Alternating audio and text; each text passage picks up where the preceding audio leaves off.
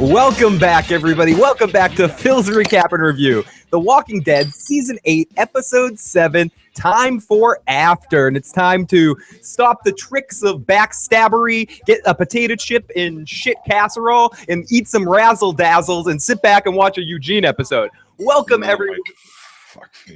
Welcome back to Phil's Recap and Review. We're excited to be here tonight to talk about the second to last episode of the first half season of Season 8 of The Walking Dead. We got one more episode after this next week, the big season finale. And before we get to anything, I want to talk about one thing. They're hyping up the mid-season finale as something shocking is going to happen. They said that right during the preview for next week, and then Chris Hardwick made sure he told you, I talked to the producers, and I asked them, is this really going to be shocking? And they told me it's going to be shocking, so prepare for something shocking. Yeah. We're just lying to them all. Whatever they're lying to people or not, shouldn't you to get proper effect of said shockingness not tell people something shocking's coming? Like, oh, by the way, a home run's coming the next pitch. Get what? There's gonna be a touchdown pass the next play. Oh, don't be excited when it actually happens. Tune in. Don't worry. The rest of this season's been a little bit of a slog, but we're gonna do something fun in the finale that you won't expect. I don't like that. I don't like that.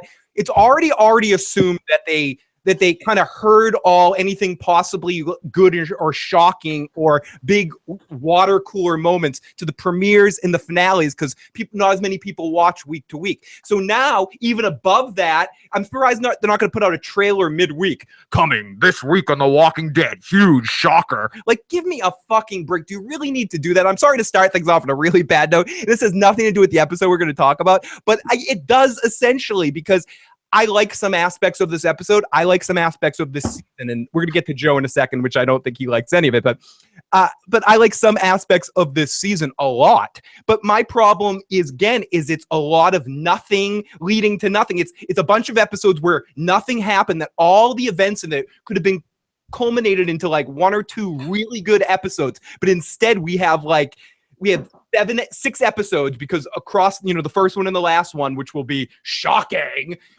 sandwiching in a bunch of boring shit. Tonight, again, half the episode to me was boring as fuck, standing around, nothing. 5 more extra scenes than Eugene than we needed. A couple of them were cool, but we got like 15,000 of them. I thought I was listening to Geordie fucking LaForge giving me technobabble why the dilithium crystals were getting them out of the submatrix of the fucking Weiserpusen. Like, what? And that's why I say to you, Phil, when you're like, oh, but I really like the way he speaks, I could listen to Eugene talk. It carries it. And I'm like, it does it? Does it really? Like, it doesn't. That's just it.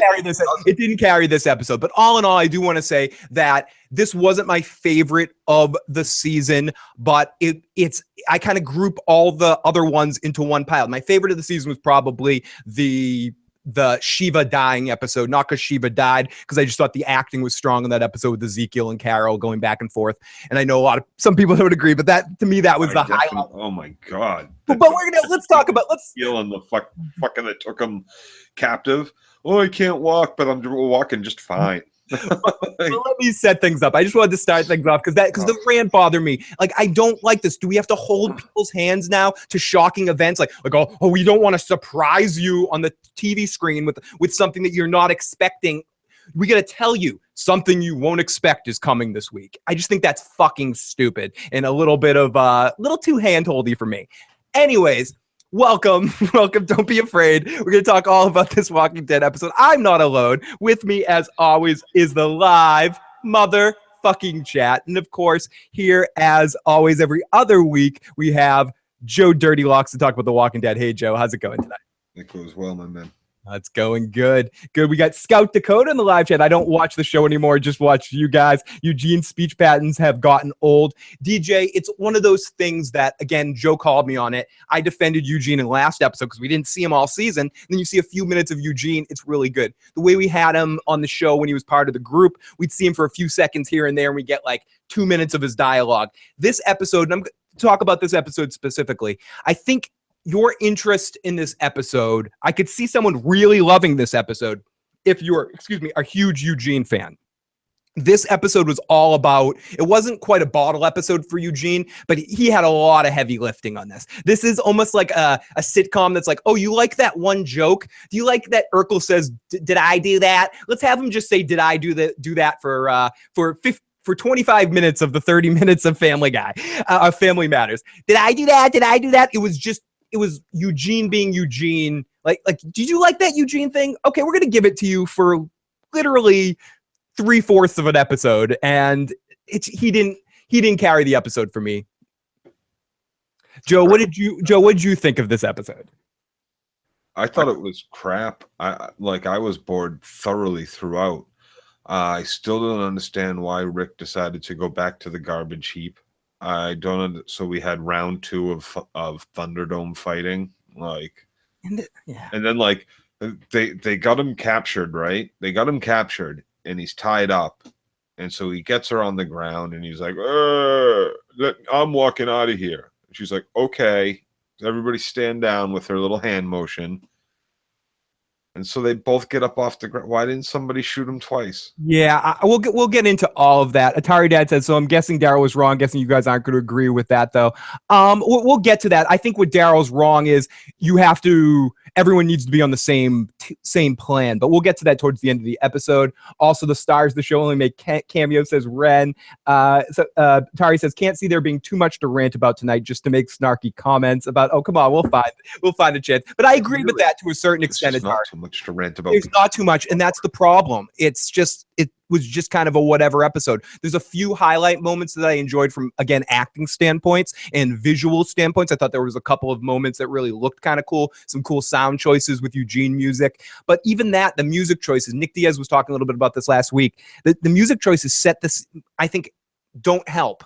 They make things seem a little bit down in some scenes and a little bit depressing and drab when it doesn't need to, especially in an episode like this. But everything that happened with Rick in the garbage pail adults was comical, not in a funny way. They got into that whole thing too that I really hate, where it's like, I'll take half. I'll take 3/4. I'll take 3/4 and seeing your naked butt and painting you. I'll take you. What are you negotiating? What are you negotiating with? Like, it was either you're doing this with us or we come back here and kill you. Now it's you're doing this with us and we'll give you 1/4. What? Yeah, it doesn't make sense. We'll break that all down a little bit. Why did he even go back there? Like, how long did they have him in the fucking trailer for? Like, is this all like a night? Are we sure? No, we're not sure of time. I have no idea how long has gone by. It's been all daytime as far as I've seen. Right, one night. Yeah, when they were all lined up against the fence. One night. It's been one day. So 16 hours he was in the fucking trailer for. And Atari Dad says, I got to say, the scene of the gunfire and Eugene drinking at the end was a great example of show, don't tell. More of that. I agree with that. That's what I was going to say earlier with the Eugene. Less is more with a character like that. And as Ren was saying, in our stars of the show, our other big characters, people are only there for cameos here and there in a moment. Again, I'm not a huge Carl fan, but we go a whole season without seeing Carl, and we're focusing on Father. I don't care. Let Father Gabriel fucking die. I don't give a fuck about him. He's our moral compass now. Right, and as far as the whole show don't tell thing, yeah, that's great for that one moment while he's drinking, but we also had to get tell us that he's developing some sort of drinking problem. Also, we had the him go tell fucking the one part they should have done. The real show don't tell is when he goes to Morgan and he fucking starts yelling in his face, I am fucking Negan, or whatever the fuck it all boiled down to. Yeah. Stupid shit. That's the moment we want. Show don't tell. Fuck that. I'm gonna just go do my job. What does he have to go fucking yell at Morgan for? What does Gabriel? If he's all this fucking shit that he's spouting at Gabriel's fucking face, then what the fuck difference does it make? Why go fucking tell him? Go do your fucking job. Rick the Atheist says Rick throwing down, I'll kill all you motherfuckers was good. I did like Rick at the end. It was a little you could predict what was going to happen there, and it just seemed silly that they would put Rick in that position again. It was just ridiculous, but I did like seeing him do it. No, I would have liked seeing him actually shove her face into the fucking into that mouth, having her fucking face get eaten, and all the rest be like, oh, okay, good. Maybe we don't have to speak like frickin' idiots from now on. Tyler, Jarrett, great to see you. Deontay Washington, Tari Dad. I think Eugene went in there to get some tampons and just yelled at Gabriel on the way. Hey, Mel, great to see you. Great to see Casey Atheist. Great to see Tim motherfucking F. Great to see all of our friends in the live motherfucking chat. If you guys want to get your voicemails in, you can leave voicemails at 781-990-8509. You can also text that line if you get a comment that you want to make sure gets through. Do it that way, or you can also email me at IGotIssuesMan, and if I miss it tonight, we'll ask it on next week, so you can call that line 24 hours a day, 7 days a week. Also, if you're watching this later and you think Joe and I are full of shit, let us know in the comments section. We love to hear and read why you guys are loving the show, what we're missing. It might help us look at things in a different direction, so we always like reading different people's perspectives on shit. So no matter how bad we can get, we also try to look at some good things in this episode. I thought, as I meant, some of the cinematography, I liked some of the looks of the walkers in this episode coming at the window, like scratching at the window. I thought that was a cool visual. I think the visual of Rick like beating the shit out of everyone and using the walker on the chain was kind of cool. I was just watching Turner and Hooch. It reminded me of a scene when Turner and Hooch. There was a couple of moments here and there. I generally think what Daryl's doing, even though last week I was all about saying go Daryl, I think what Daryl's doing makes a lot of sense, and I understand his character's motivation. I do think some of the Michonne and Rosita stuff was just a little bit of much to do about nothing. Like, give me it was more the same. It was the same fucking debate that we had with 3 other episodes. Like, we had it with Daryl and Morgan. We had it with Daryl and Rick, Jesus and Morgan, Jesus and Maggie. Now we have it Rosita and Michonne, excuse me, and then you have again with Michonne and Daryl. Yeah, the same kind of conversation. It seems like it's the only moral quandary we can do this season is and it gets even worse when you actually see what the plan was. Like Michonne goes in this whole thing. Someone said this in the comment section, and piggybacking on this, about how they were like, I can't go with this moral obligation. It's so risky. It's so this. It wasn't even that risky of a plan. It was like drive the thing into the hole, just walk away. You weren't really putting anyone at danger or anything like that. Like, why is this cross? Why would 2 people be in that truck to begin with? Yeah, in case the driver doesn't jump out. Or jumps out too early. Like, having 2 people in that van is stupid.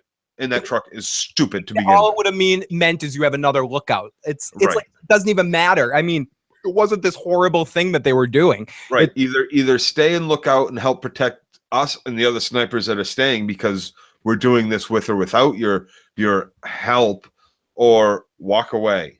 So they walk away. The only thing I will say that at the end of the episode and the writers and everyone is, and maybe because of the history of the show and where the characters have gone so far, and I'm a huge fan of this character. This isn't anything against Rick. This is more something against the narrative of the show that is constantly telling me to believe that Rick is always right.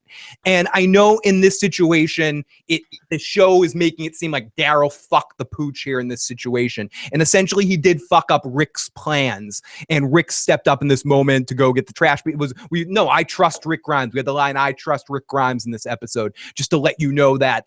It reminds you again that Rick's on the right side of this situation. What I think Daryl did wrong again is he should make sure he somehow contacted Rick or something, or somehow left a sign for Rick to let him know or something. Well, he knows Rick's not down with what his plan is for some reason. This is what my point is here's the thing. You've taken, I don't know, we're guessing 10,000 walkers, 20 deep surrounding the whole building. I don't know how many that could be. We'll say 5,000, 10,000. I don't know. So there's that many walkers surrounding this building. What's up, Dave? Here's the if anyone in the building opens the door, they all flood in and everybody dies. If you ram a truck into it, they all flood in and everybody dies. If they go up to the roof and say, we surrender, how do they get out of the building? You lure all the zombies away, or you kill all the zombies so they can come out, and then you just have another gunfight without zombies present. It seems like if you put zombies around this building, you have committed to killing these fucking people one way or the other, or continuing the gunfight, clearing them out for them, wasted move. And This makes no sense to me why this is a moral quandary. You spent the first night killing everybody. Like, I have an answer to that, because somehow it's gotten into everyone's head that what Rick's plan is the good plan. And I know people are going to be like, oh, Rick's right here, but because it's the least bloodshed. What Rick wants is to surround everyone, be outside, and then somehow convince a Negan to a man-to-man, mono-y-mono, one-on-one fight to the death. Where he gets to kill Negan right there, and now everyone's going to be okay with that. Episode 1. And that will end the war. Why exactly? Why didn't you do that in episode 1 when they had it about you, Rick? That's because this isn't about you. This isn't right, wasn't it? It's all about Rick's. It's all about Rick's ego here, and that's why. I mean, Daryl's plan is Daryl's plan. You can go Daryl's plan, Rick's plan, Rick's plan. But whatever. If you want to wipe out all the saviors, all the top and the saviors, Daryl's plan is the way to go. Rick's plan is let me get revenge alone. Everyone, shut up. Everyone, come with me. Be my backup, so I can fight that guy one-on-one and kill him. Because I want my revenge. And that's the way it really fucking seems. It is. That's honest. Like this. He keeps making this like I get to kill Negan. Why?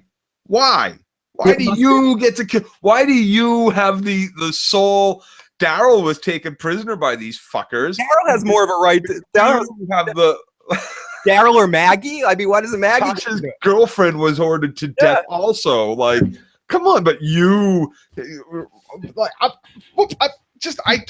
he took you on a ride and he made your kid spaghetti. I mean, like, what the fuck? I'm not kidding a little bit, but DJ says it reminds me of Voldemort when Harry Potter. It must be me. Atari says I don't think it's even about the morality of the plan. It's just being under siege is a tired and true method of getting people to surrender. A good true point in that situation. But I still think in episode 1 they had kind of sieged the place, surrounded them, had them in a good gunshot situation. So that was the time for Rick to be like, listen, Nate, listen. Keep walking, David. Well, any good siege is going to take time because you have to wait out their supplies. How much water do they have? How much food do they have? Do they think that they can come up with a plan? Do they have an escape tunnel? There's all sorts of things that they don't know about that they have to, Do I think that? I guess the question here is: do I think Daryl's plan was a good plan? I think it was a rash plan, but I think Rick should have been more open in the moment when Daryl suggested to be like, "Okay, I get your plan. Let's do something similar." But Rick is so dead set, and it's not 100% Daryl, right? Rick's so dead set, and it has to be me that kills Negan. It can only be this plan. I think he should have probably allowed Daryl a little bit more bloodlust. Here's the thing. Rick, someone said it in the chat, and we've been talking about it for weeks now, too. Rick disappears in the middle of a fucking war, in the middle of this whole thing, for at least a whole night, right? Is that what we decided? He's been in that box for at least, 16 hours, we'll say? About, yeah. Maybe we'll give it 24 hours that he was in that box. Nobody went looking for him. Nobody showed up for him. So was he like, if I don't come back in 3 days... Like, don't worry, it'll take them that long to go through their supplies, so the plan stays for 3 days. Like, what was the plan for Rick not coming back? Why wasn't there more discussion amongst all the people? Listen, this is the new plan. Rick didn't come back with reinforcements. We need to use those fucking zombies. Plan B. Blast a fucking hole in this building and get those zombies in there. Get them to use as much of their ammunition as they have, so it doesn't matter that they have numbers. They don't have the fucking bullets. In fairness, Tara did say, no, or Rosita knew that Rick's B plan was to go talk to the garbage pail adults. There was a passing line in the episode where I think it's Tara goes, trust Rick. He's off talking to the garbage pail people. Right. He'll get them. But how they know he'll get them? And they trust him to go, how long do they wait? DJ says exactly, Joe. I was waiting for the survivors to come storming onto the garbage people. Yeah, and that's what I thought too. The way Rick was acting, I thought he had some sort of plan, like they were going to show up or something. Well, now let's discuss what happens when they do surrender. All those zombies outside, and they come to the roof and they say, "We surrender." How do they cut out of the building? How do they get out of the building? You have to clear the zombies away. Once the zombies are cleared away, your leverage is gone. The only thing different is maybe they have less supplies, or maybe they had far more supplies in that building than you even fucking knew about. But Joe, I'll kill Negan first. Right, like you have to clear out the zombies. If they're going to surrender and you're going to allow them to surrender, you have to clear out the zombies. If you clear out the zombies, your leverage is gone, your wall of fucking security is gone, and they still have all their bullets. You got to make them waste those bullets too. This is an absolutely ridiculous fucking plan to wait them out. What? Because you got more men now outside with more guns? Like, it either means you're there to clear out the zombies with those guns, or it doesn't really make a whole lot of sense not to use the zombie bomb you fucking sent in the first place. What if all those zombies got in right on the first siege? This wouldn't even be a discussion. You resigned yourself to zombie bomb these fucking people. That's what you did. You went full fucking governor prison on them. It was done to you. You did it to them, but you want to stop halfway through and use it to make them surrender? Makes no fucking sense. Joe, but do you know what? Kill them. Like this fucker in the cell back at the hilltop. Why? He tries to run away. He's talking shit the whole time. He tries to run away. Then you put him in a cell and he tries to fight right then. He's got nothing but a fucking mouth of dissent. Like, you kill that person. You kill him. You don't let him fucking live. That's stupid. You set a fucking tone. There. That's how we're going to treat it. Obviously, he's not surrendered. He's still fighting. He's still running. He's still fighting. He's still talking. He's still running his mouth. That's not surrendering.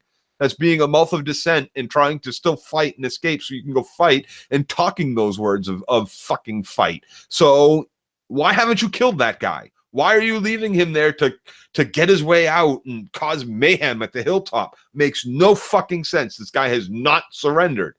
Like, and when they say, "Oh, we surrender," they come, "We surrendered. We give up. We're waving the white flag," and you clear out the zombies. All the rest of those Negan fucks are going to come out trying to fuck kill you. Especially while you're doing it, like while you're clearing it up, and you're weak in those moments.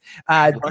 DeAndre Washington says Negan is safe because of his nutsack is bulletproof. The cocky, he has the plot. We got Cattigat in Maiden of Darkness, in Chalkboy live in the motherfucking chat. Great to see all of you guys. Ren says, I can see the benefit in having those people on my side. I can't see the benefit of having those people on my side. They could turn around and fuck you too. Yeah, there's just more mouths to feed. Maiden of Darkness didn't watch the show, but I came here to see Phil and Joe's sexy face. Oh, Maiden of Darkness. Oh, thank you. That's because I was just gonna make a joke about our body. That's because you can't see our bodies, so our faces are the only. Like the rest of us are pretty disgusting. Especially me. Yeah, hey, I'm pretty disgusting too, Joe. So, Cattigat, yes, you made it just in time. And you know what else you made it just in time for? The recap! Okay, I'm not as excited as normal, but let's get into the recap of this episode. So, before we get into the recap, I want to show off my little. It's waiting to be opened. This is a tequila, KAH tequila. DJ says, "Don't ruin our fantasy." Sorry, DJ. You don't want to see my Ninja Turtle underoos that I'm wearing under this. Sean Allen, shout out to Phil and the guy from the Counting Crows. Hey. Mr. Jones is about to take a shot in the live chat.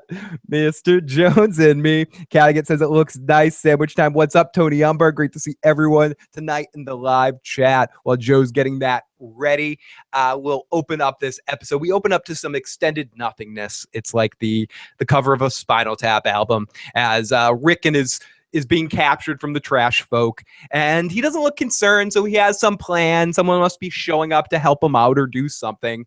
And he hears some walking and the door opens, and we see Jadis and some other folks just sitting there. And oh my God. And Rick says, the offer still stands. I won't. Because we have nothing better to do during the zombie apocalypse than to sculpt fucking prisoners and torture victims. Hey, I would create fucking. Oh my God. Hey, I would do. I can't. I wish I could rant about how stupid this is. I really do. I really wish I could. So Jadis says to Rick, stand up, stand there. And then she asks him, tell me what you don't like about yourself, Rick. And Rick says, I don't like you. And she's snapping some pictures. And Rick says, what are you going to do? And she says, I'm going to sculpt you, Joe. Joe, I want to sculpt you. It would have been better if they had tried to somehow mimic the what is it? This is the end or end of the world or whatever it is with Franco, where they have oh, this is the end. This is the where they have the dancer guy in the fucking gimp suit. Oh yeah, totally. Looking up on the vice principal there. I can't think of any of these people's names aside from Franco. The dancer from Magic Mike there. Tatum O'Neal. Tatum, yeah, they should have just tried to like do a spoof on that scene a little bit more and like made a gimp come and like hump fucking Rick's leg and took pictures of that instead. Like, and Rick's got something Rick's got like bikini shorts, boxes on too. Like, yeah, they should have put him in fucking Speedo instead. Yeah. What's she doing? Here, put this on. Yeah, why is she letting him go on his clothes? Come on, Jadis. If you're gonna embarrass the guy. Yeah, take his fucking boxers too. Yeah, what the fuck, dude? That's fucking bullshit. You can't even capture people, good trash people. Well, he'll need those to wipe his bum. Who then like leave them next to him or something like that. But if you're being presented to the queen like that, like take your fucking pants off, asshole. Like what the fuck? Like I want my clothes back. Oh, did you? I want clean my clothes first. I don't know what you fucking weirdos have done to them. So almost as bad as Archie the Punisher. So we go back in and Eugene is pacing and contemplating, going into his notebook, writing Dear Diary. Today I did this. He has a list of things he knows, things he doesn't know. He's got a little rubric list on how he's figuring out that Dwight is the rat. And then we start in on our Eugene-isms of the night. And there's a lot of them. Like, I don't even know where to start with this stuff. I didn't try to write most of it down. There's a couple of good lines here and there, but let's start the Eugene. Why doesn't Kingdom, I consider going with Cobb, but it remains a hair too onomatopoeic. Onomatopoeia. What? Himself, tracking the very calamity you more than likely had a heavy hand in creating.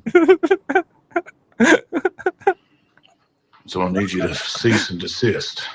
It's so cute a little bit, but a lot it's like fucking hair. Like trying to follow this dialogue, I had to turn on subtitles halfway through. I'm like, what the fuck am I listening to here?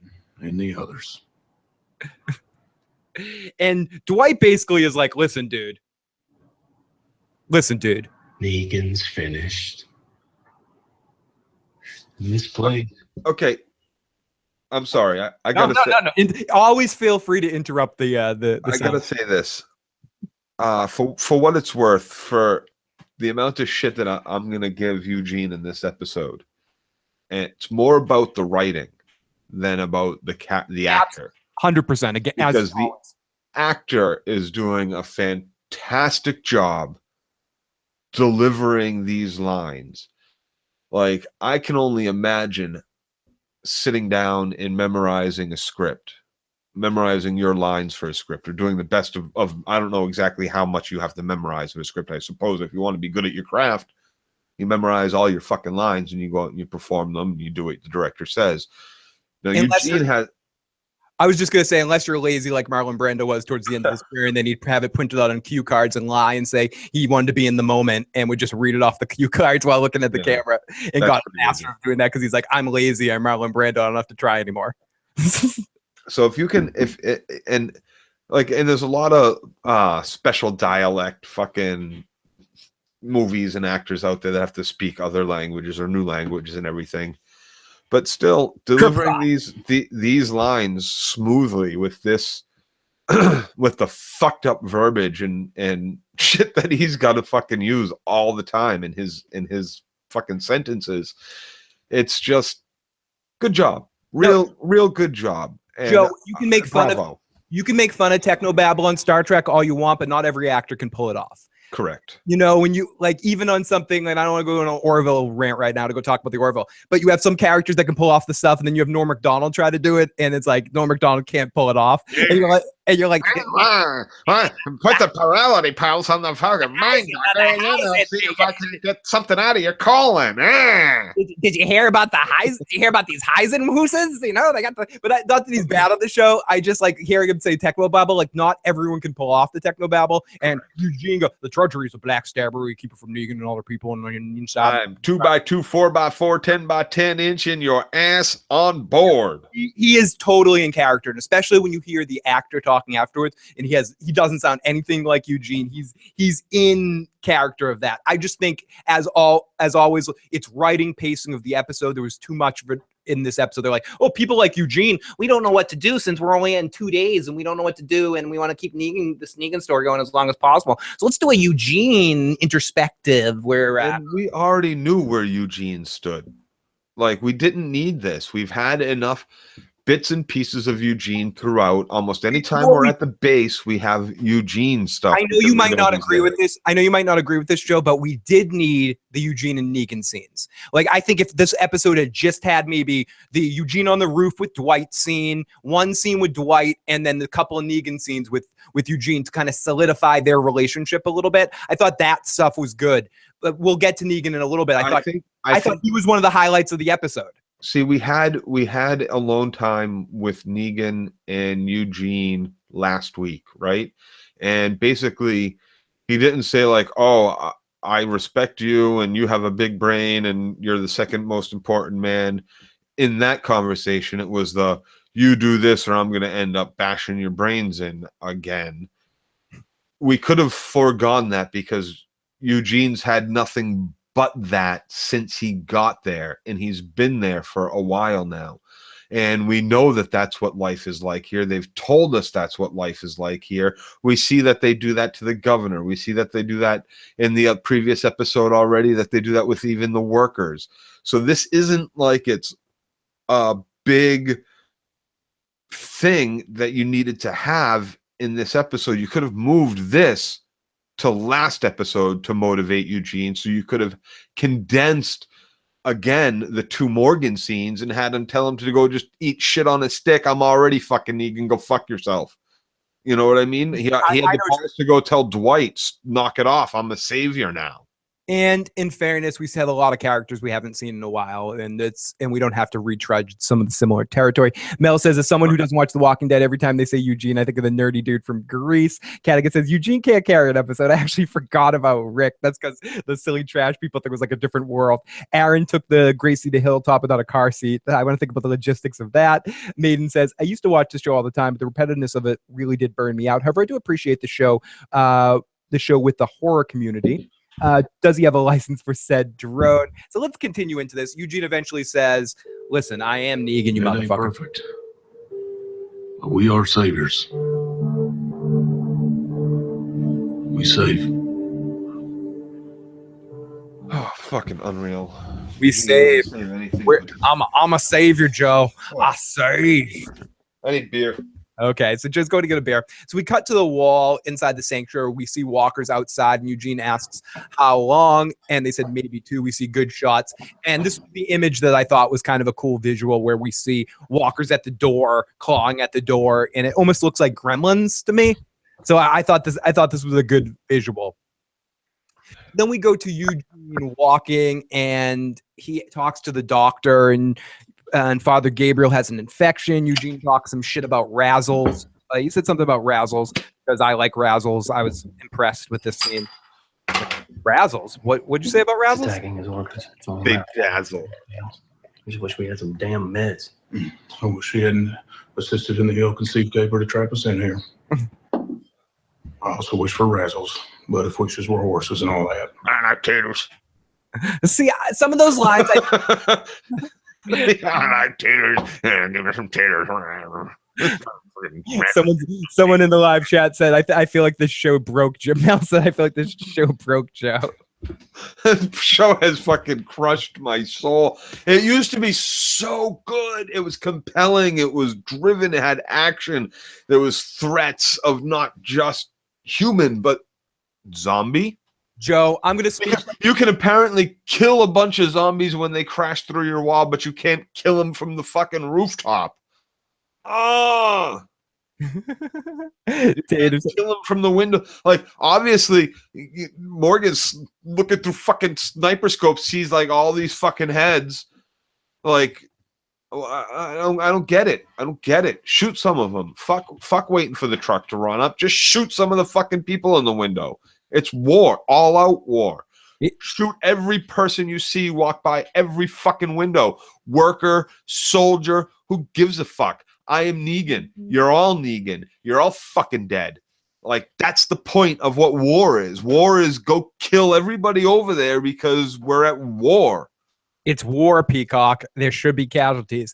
Eugene looks at sick Gabriel, and he's like, "This is like potato. Worse than me. I want a potato casserole, shit casserole, or some shit." I don't appreciate that because you look like a potato in a shit casserole. That's a funny line. So Gabriel reaches for some water, but Eugene's like, won't even get it for him at first. And the tension gets built up. Will he get the water or will he drop it? He coughs it. Gabriel asks Eugene, will he help him? And Eugene says, listen, I'm a small person, and all I really care about is myself, and you don't really have a plan, and it's absurd. Gabriel's like, listen, evil dead walker, one zombie exists. He does some weird logic. Oh, he says, you're a man of science, I'm a man of faith. As a man of science, did you think that the dead would rise up and walk? So he's trying to, okay, it can't be a scientific reason why the walkers exist. It can't right, we just haven't figured out the scientific reason behind it. The virus, the fungus, the whatever. What good logic, Gabriel. I went on a whole rabbit hole in this, but I won't really go down that. Something about like trading something about zombie for zombie there. You can do the math if you want. Eugene looks at his hand and he's bleeding for some reason. Did Gabriel give him the plague? I missed kind of what happened in that scene. It kind of flashed and then Eugene had like a little bit of blood on his finger or something. I don't know if you caught that, but I couldn't pay attention. Let's take the two stupidest fucking characters on the show and throw them in a room together, see what fucking gold happens. Are you kidding me? I could care less about fucking Morgan. I've been waiting for him to die since the moment he said, I locked my fucking congregation out. I locked my mother's brother's sister. It's funny that you keep calling him Morgan. Gabriel. Whatever the fuck his name is. Whatever the fuck that asshole's name is. Gabriel. I don't know why I keep calling him Morgan. But yeah, Gabriel should have been dead from fucking day one. I've been waiting for him to die since day one. He's been nothing but a weasel. The only good thing he's done, I'll take Judith in the middle of the fucking zombie run or some shit like a couple seasons ago. Like just it hurts. Yes, okay. I'm broken. Atari Dad says, I don't think it was blood. It was red paint. DJ says I was confused by that too. It was red paint. He still has the red stain on his finger. Okay, thank you guys. I was a little because it's still only been like an hour. Right, the whole season has actually only been an hour, Joe. So you got to imagine that all these other things, like when they show you, people that are separate in space, they are showing you the same time period, right? Or shortly thereafter or around, chronological anyway, like at least either like they show us Daryl and Rick fighting, right? And at the same time, the next scene is like, Jesus walking prisoners through the fucking forest. That's happening at the same time, right? I think, or all within the same time block. Right. So like it has been. It's only like that's why I'm like we've seen one night go by in all these episodes, so it's got to be within like 1 24-hour period. That's why I don't understand this. Like Michonne and fucking Rosita, we'll stay back and we'll protect the fucking town here. Don't worry. And okay, then, like everybody goes off and does this, and then like everybody's off doing this. Rick hasn't come back yet. Some people have showed back up, but there's still more of this plan to go through. And they're like, all right, we'll see you later. Carl's out fucking walking around in the middle of fucking nowhere like a moron. We're not at war. I make a new friend. Like, I don't get it. Why isn't Carl fucking dead? He should be 4 days. Yeah, we're guessing that this season's roughly around 4 days. I think that's pretty accurate around that. So we go back to sniper view of Morgan, who's spying on the Savior. And I thought at first he was listening to their chatter, but he's talking to the other snipers who we never actually see, but we know that they're out there, and he's got his plan locked down. Morgan looks and sees what's going on. The truck pulls up, and he's talking to the walkie-talkies. A girl comes out to Eugene and has been like, then we get a scene where some girl comes over to Eugene, and this is where we get into way too much. Do we really need to see the scene about the boombox and know that Eugene's an alcoholic now too? So is this to add depth to show that, like, yes, he's succumbing to Negan, but to do it, he needs to drink enough alcohol to deal with the situation? Like, whatever. Like, we did this with Bob. Done it already. Don't really need to do this again. But a girl comes in and is like, Eugene, it's been like a week. Where's my fucking boombox, you asshole? Give it to me. Oh, yes, I mean. Did you fix it? Are you serious? Yeah. Well, it's not ready.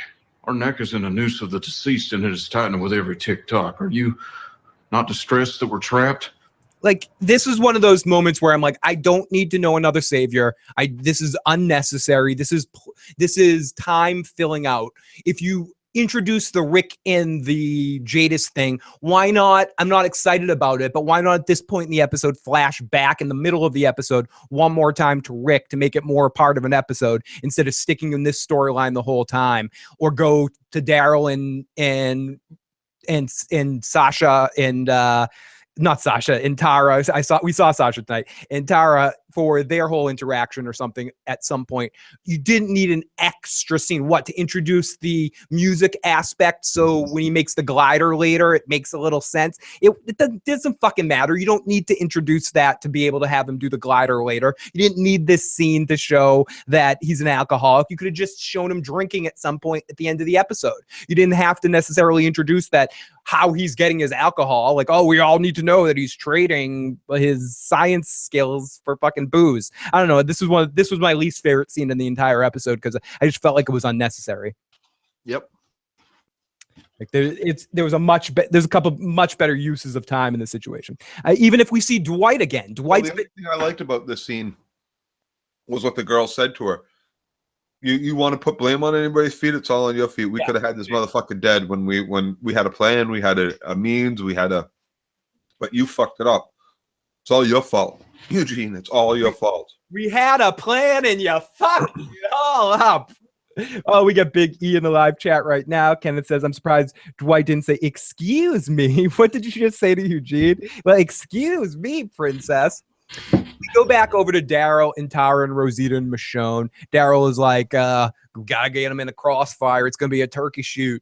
And Daryl is, it's our only choice. Let's do it. Tara and Morgan and Daryl are all on the same team. Michonne and Rosita are a little meh.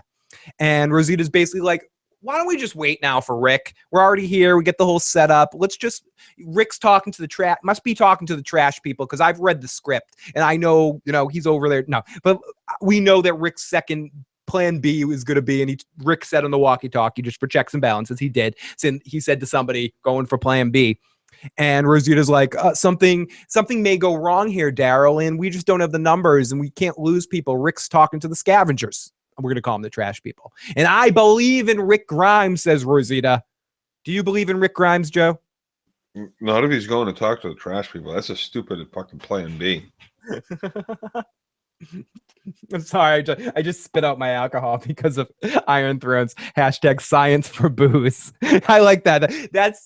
We got to start doing hashtags for the episode. We're going to talk about this episode. # for this episode, science for booze. We got I was against the poison pill plan, but that's only because I thought Negan's plot armor would foil the plan. I love Felicia talking the football shit in the live chat. Lots of love to Felicia out there. So Tara did not. She said, Tara says, listen, I could have done something. I could have talked about the Oceanside people beforehand. Morgan says, listen, we don't want to hear you bitching, Rosita. Take a car, go home. It's all right. And that's the cool thing about. This is why anyone who says that Daryl or Morgan or Tara are out of control here, maybe Tara to a certain extent, but Morgan and Daryl are thinking pretty clear, and there's no sort of like, oh, you guys want to leave? Go ahead. Like when Michonne's trying to be like, I should leave, and trying to get Daryl to like tell her to stay almost the way we're expecting him to tell her to stay.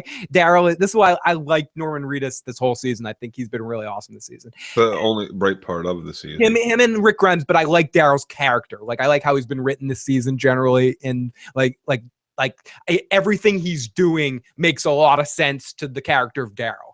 And I love how he's just like, oh, you don't want to come? That's cool. I love you anyways. Peace out. Yeah. And even with Rick, like he gets into a fight, grabs him by the nuts, kicks him in the balls, and he's still like, Rick, yeah, whatever. He's just going to be all cool with them. He doesn't give a shit. Jimmy, have a good night, buddy. Thank you for checking on in. Lots of love. Go hug yourself, buddy, in the good way. So Tara leaves, and Michonne looks sad, but she can't leave yet for some reason. She hasn't quite come to that point. We need her in one more scene so she can make scale for the season. So then we get into Negan, and this visually was my favorite shot of the entire night. He didn't open his mouth yet. we come into the scene, we look at Negan from behind, standing at the table with Lucille in tow. Just from a visual, like a panel representation of the graphic novel to screen image thing, I just thought this was a very good moment. Maybe I'm looking for pearls in a pile of shit here, but I thought Negan was actually really good. A little more toned down, a little bit more real. Yes, cocky as a fucking son of a bitch, but I think I get a little bit more. Maybe it's Stockholm syndrome, actor Stockholm syndrome. He's got Negan under hostage and he's not giving him up. So it's either like it or fucking like constantly be pissed off. And we're seeing less of him this season. So when he comes in, it's almost like someone's having fun, some color on screen. Holy shit. Like some, hey, blah, blah, blah, blah. I don't know. I thought I like this shit. My people. Not me. I'm just trying to get Joe angry. No, but I'm not trying to get Joe angry. But I actually like Negan. Maybe it's because the trash people pissed me off, and I thought it was annoying. I could give a shit less about fucking Eugene this much in the episode. So Negan. The only thing this scene really serves a purpose for is it shows us that Negan's scared. Negan feels like it's not that he's scared he's going to lose the people. But if he loses the people, he loses the power, and that's what he's scared of. Totally, and I thought that came through in the scene. But aside from that, it was still uninteresting. It was still boring, and yes, you are grasping at straws in the shit pile with your like, oh, they did a graphic novel shot. As far as I'm concerned, they should kind of be doing those shots. They should be setting those shots up constantly. There's no reason not to. There's absolutely no reason not to. These fucking books, they are your storyboard. I understand changing things up so that you can keep your audience for TV that hasn't read these on their seat. Or who has read them on their seat rather. But they were so good that they were like, let's make a TV show. And the TV show started out so good. But they don't use any of these frames. I don't even enough. I'm not necessarily talking about a specific shot. I just like the image. No.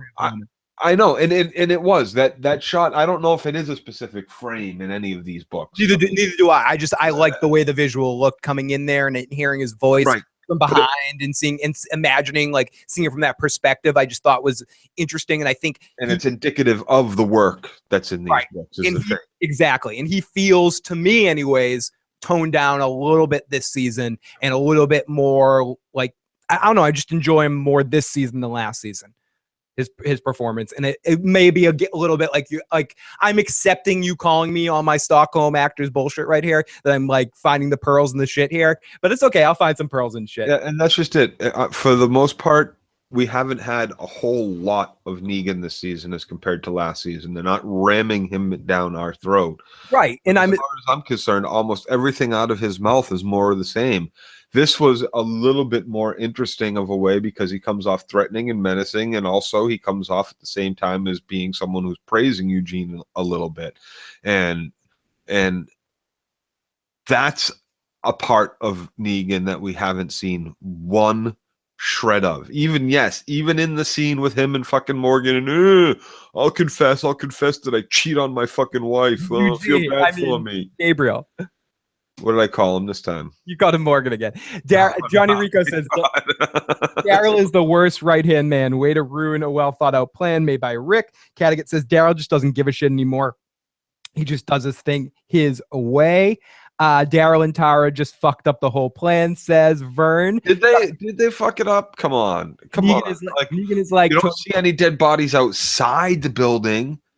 So, did somebody, like, maybe Rick's thinking somebody led them all away, but didn't they funnel all in? Like, they did, and upstairs now, not down. And we'll get to that in the end of the episode. They theoretically killed them all, I guess. Chalkboy, Negan is like Tony Soprano. Just when you start liking him, he does something that makes you hate him. Cattigat says, yep, I'm a comic reader. The writers have not done justice to the comics. I've been let down. Felicia says, I want to see Pats and Philly the Super Bowl. Kim says, just joining. So what did you guys think of the big shocking thing that Talking Dead keeps talking about? Kim Parker, I talked about this a little bit at the beginning of the podcast. I'll mention it for a second here. I'm excited for something big to happen in The Walking Dead. I always go into watching an episode, contrary to popular belief. I always go into an episode of The Walking Dead wanting to like what I watch and wanting to be surprised and thrown off. My only problem with it isn't what's going to happen in the show. This has nothing to do with knowing that there's something. Is that knowing that something's coming. Why tell us? We already know that mid-season finales and premieres, that's like that false hype. Like the end of last season when some people were disappointed with the finale of last season. They kept saying, well, the 100th episode is going to be fucking crazy. Don't worry about the 100th. The 100th episode is going to be insane. Things are going to happen you'll never believe. And then our next season is going to be all out war. It's going to be insane. And they hype that season like that. And it hasn't been this. So every time they say that, okay, a shocking death. The shocking death. We'll talk a little bit about this at the end, and we'll kind of put this out and put a Joe Stress in this about what we think this shocking death is going to be. Are we sure it's a shocking death or just a shocking thing? They say something shocking is going to be happening on The Walking Dead. Daryl's dead. Daryl's dead. Carl's maybe dead. Nope, Daryl's dead. You think Daryl's dead? Daryl's dead. That's the shocking thing. They're setting it up. Daryl's to take a line from Godless, Daryl's lost his shadow. He's like, I don't give a fuck. I'll drive the truck in there. You know, it is worth losing me. Joe, I think you might be onto something, because if Daryl dies, it's the ultimate proof of only shocking thing. It's the ultimate proof of what I said earlier, that Rick's always right. Like that if Daryl dies because he fucked up this plan, then it's even more proof that trust in the Ricker. Yeah, I believe in Rick Grimes. Don't believe in anybody else. So very possible. Maybe we'll get multiple shocking deaths in this finale. Maybe they'll trim some of the fat off that. Maybe we'll get a great episode. I don't even think it's going to be a death. We'll wait to see, and we'll talk about next week a little bit more at the end of the podcast.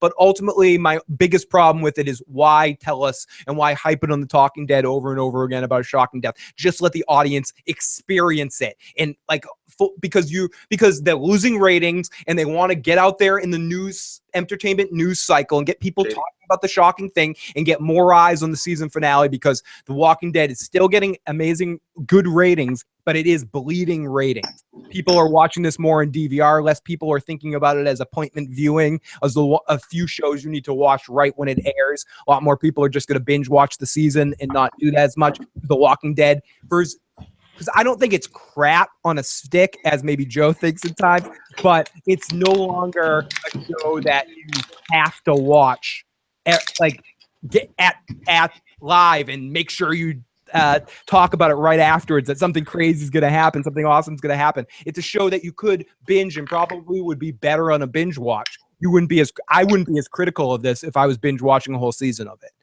And because then you could quickly kind of go into the next episode, So let's continue back in there. We get Negan and Negan and Gabriel here. So pooling and organizing. Exactly, Cattigat. That's why they're putting it out there. The Walking Dead's losing ratings, and they want to be like something that they said it in the at the end of the preview for next week. Something you'll be talking about afterwards. Tune in live for the thing you'll be talking about afterwards. Don't hype something like that. Over expectations of shit is the worst thing you can do. So now it's like, something's got to be shocking. Oh my gosh, what's going to be shocking? And they're fooling us. We're falling for the shell game here. That they're going to and it's going to be like, oh my goodness. And it's not even going to be Daryl or something. It's going to be something even less ridiculous. It's going to be like Aaron dies or something. Oh my gosh, Aaron dies and the baby dies too or something. I don't know. Midnight Chat Attack says, if Carl dies, I told you so. Great to see Nick Peters in the live motherfucking chat. Lots of love to Nick. Awesome job last week. Can't wait to have Nick back on later. So, and the second half of the season. So anyway, so we get Negan with a back shot of Lucille. It's a really good angle. Joe's taking shots to try to deal with talking about this show for another hour. And Negan does not want to see him get eaten. And Negan says, this is about organizing strength. You're the smart one, that spectacular mullet. And then Negan talks to him a little bit more. And he says, listen, buddy. Let's go for a handshake. I thought this was a funny moment. Again, I'm picking for good moments here and there. I like when Eugene shows his submission to Negan when Negan goes to shake his hand and he kisses his hand. It's kind of a funny moment. Didn't you think that moment was hilarious, Joe? No, I saw it coming. You didn't see it coming? It wasn't completely obvious that he was going to say that? That he was going to pull his hand away and be like, ugh. I thought he was going to say some sort of like homophobic slur or some shit like that, or homo hate slur or whatever it's called. I don't know. I'm surprised. Bad shit. Like, sure, 30 bad writing. Bad writing. Bad fucking writing. Shake your finger when you say that at the screen. Go, bad writing. That's a bad writing. Bad. No, it doesn't. Bad. Yes. Thank you, Joe. So we come back in, and this is what I'm talking about, and I think Nick was talking a little bit about this last week. We get very, very, very sad music here. Listen to this sad music. It's just Eugene doing science stuff. It almost sounds like that classical tune. Dun dun dun dun dun dun dun dun dun dun dun dun. I don't even know what it's called, but it's just so. And it gets weirder, too. It gets kind of cool at some point, but I don't think it helps. I think some of the choices that they're doing with sound design in The Walking Dead hurts the tone of it, because it makes everything seem a little dark and mysterious and sad and low. And I just don't think you need that, especially again in a Eugene episode. It should be funnier music, Dodo music, like he's foolish, like do. Like if you want to do a comedy Eugene episode, like do it surreal style that shit up, add a laugh track somehow or something like that, and have Eugene walking. And I'm not even fucking kidding. I'm maybe a little drunk, but I'm not fucking kidding. Like go full out here. Have Negan's harem following him around. Negan's harem dressed like the Addicted to Love video. Your mother's what will face it. You're addicted. They're all dressed in that same outfit, like all like the stage gear, like the prop stage gear and all black and stuff.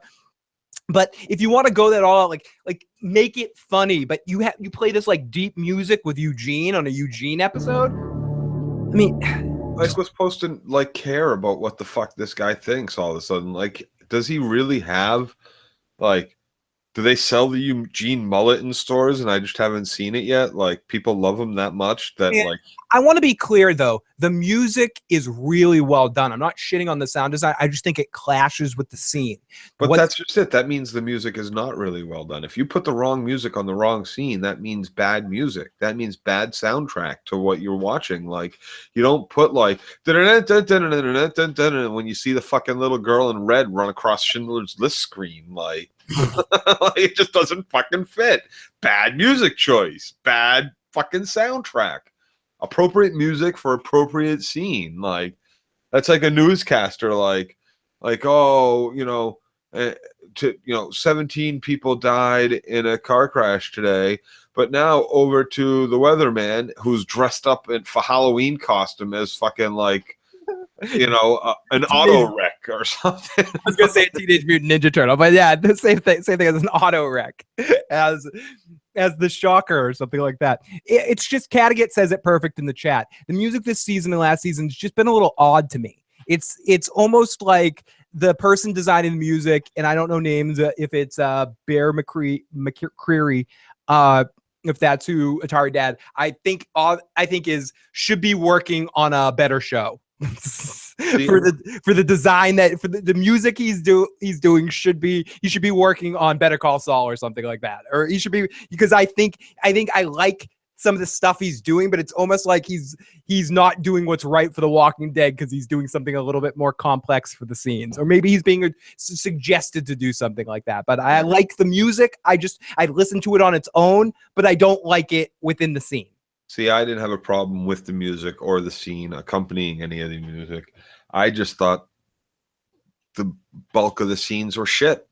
Like, really shit. Like, I felt like a half an hour had gone by and I had watched rehash scenes of the last episodes or more. Like, Oh, even really? the teaser of they put the A on the trailer, like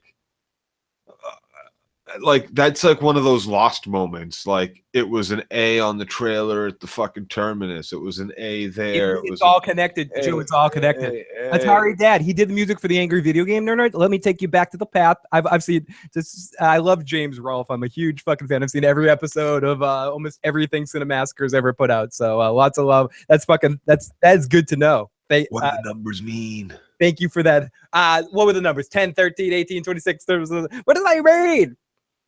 So we come back in, and Eugene's doing science stuff, fixing a boombox, heading to the basement, looking in the coffin. He creeps over to it, and it's going to open, and he quickly flashes to Michael Burnham screaming in her Vulcan pun far. Oh, wait, she's not a Vulcan, but whatever. As a walker, he opens, finds nothing but Sasha's iPod, and he's upset to think about Sasha. So then we go back to Morgan again in the catbird seed, seeing more.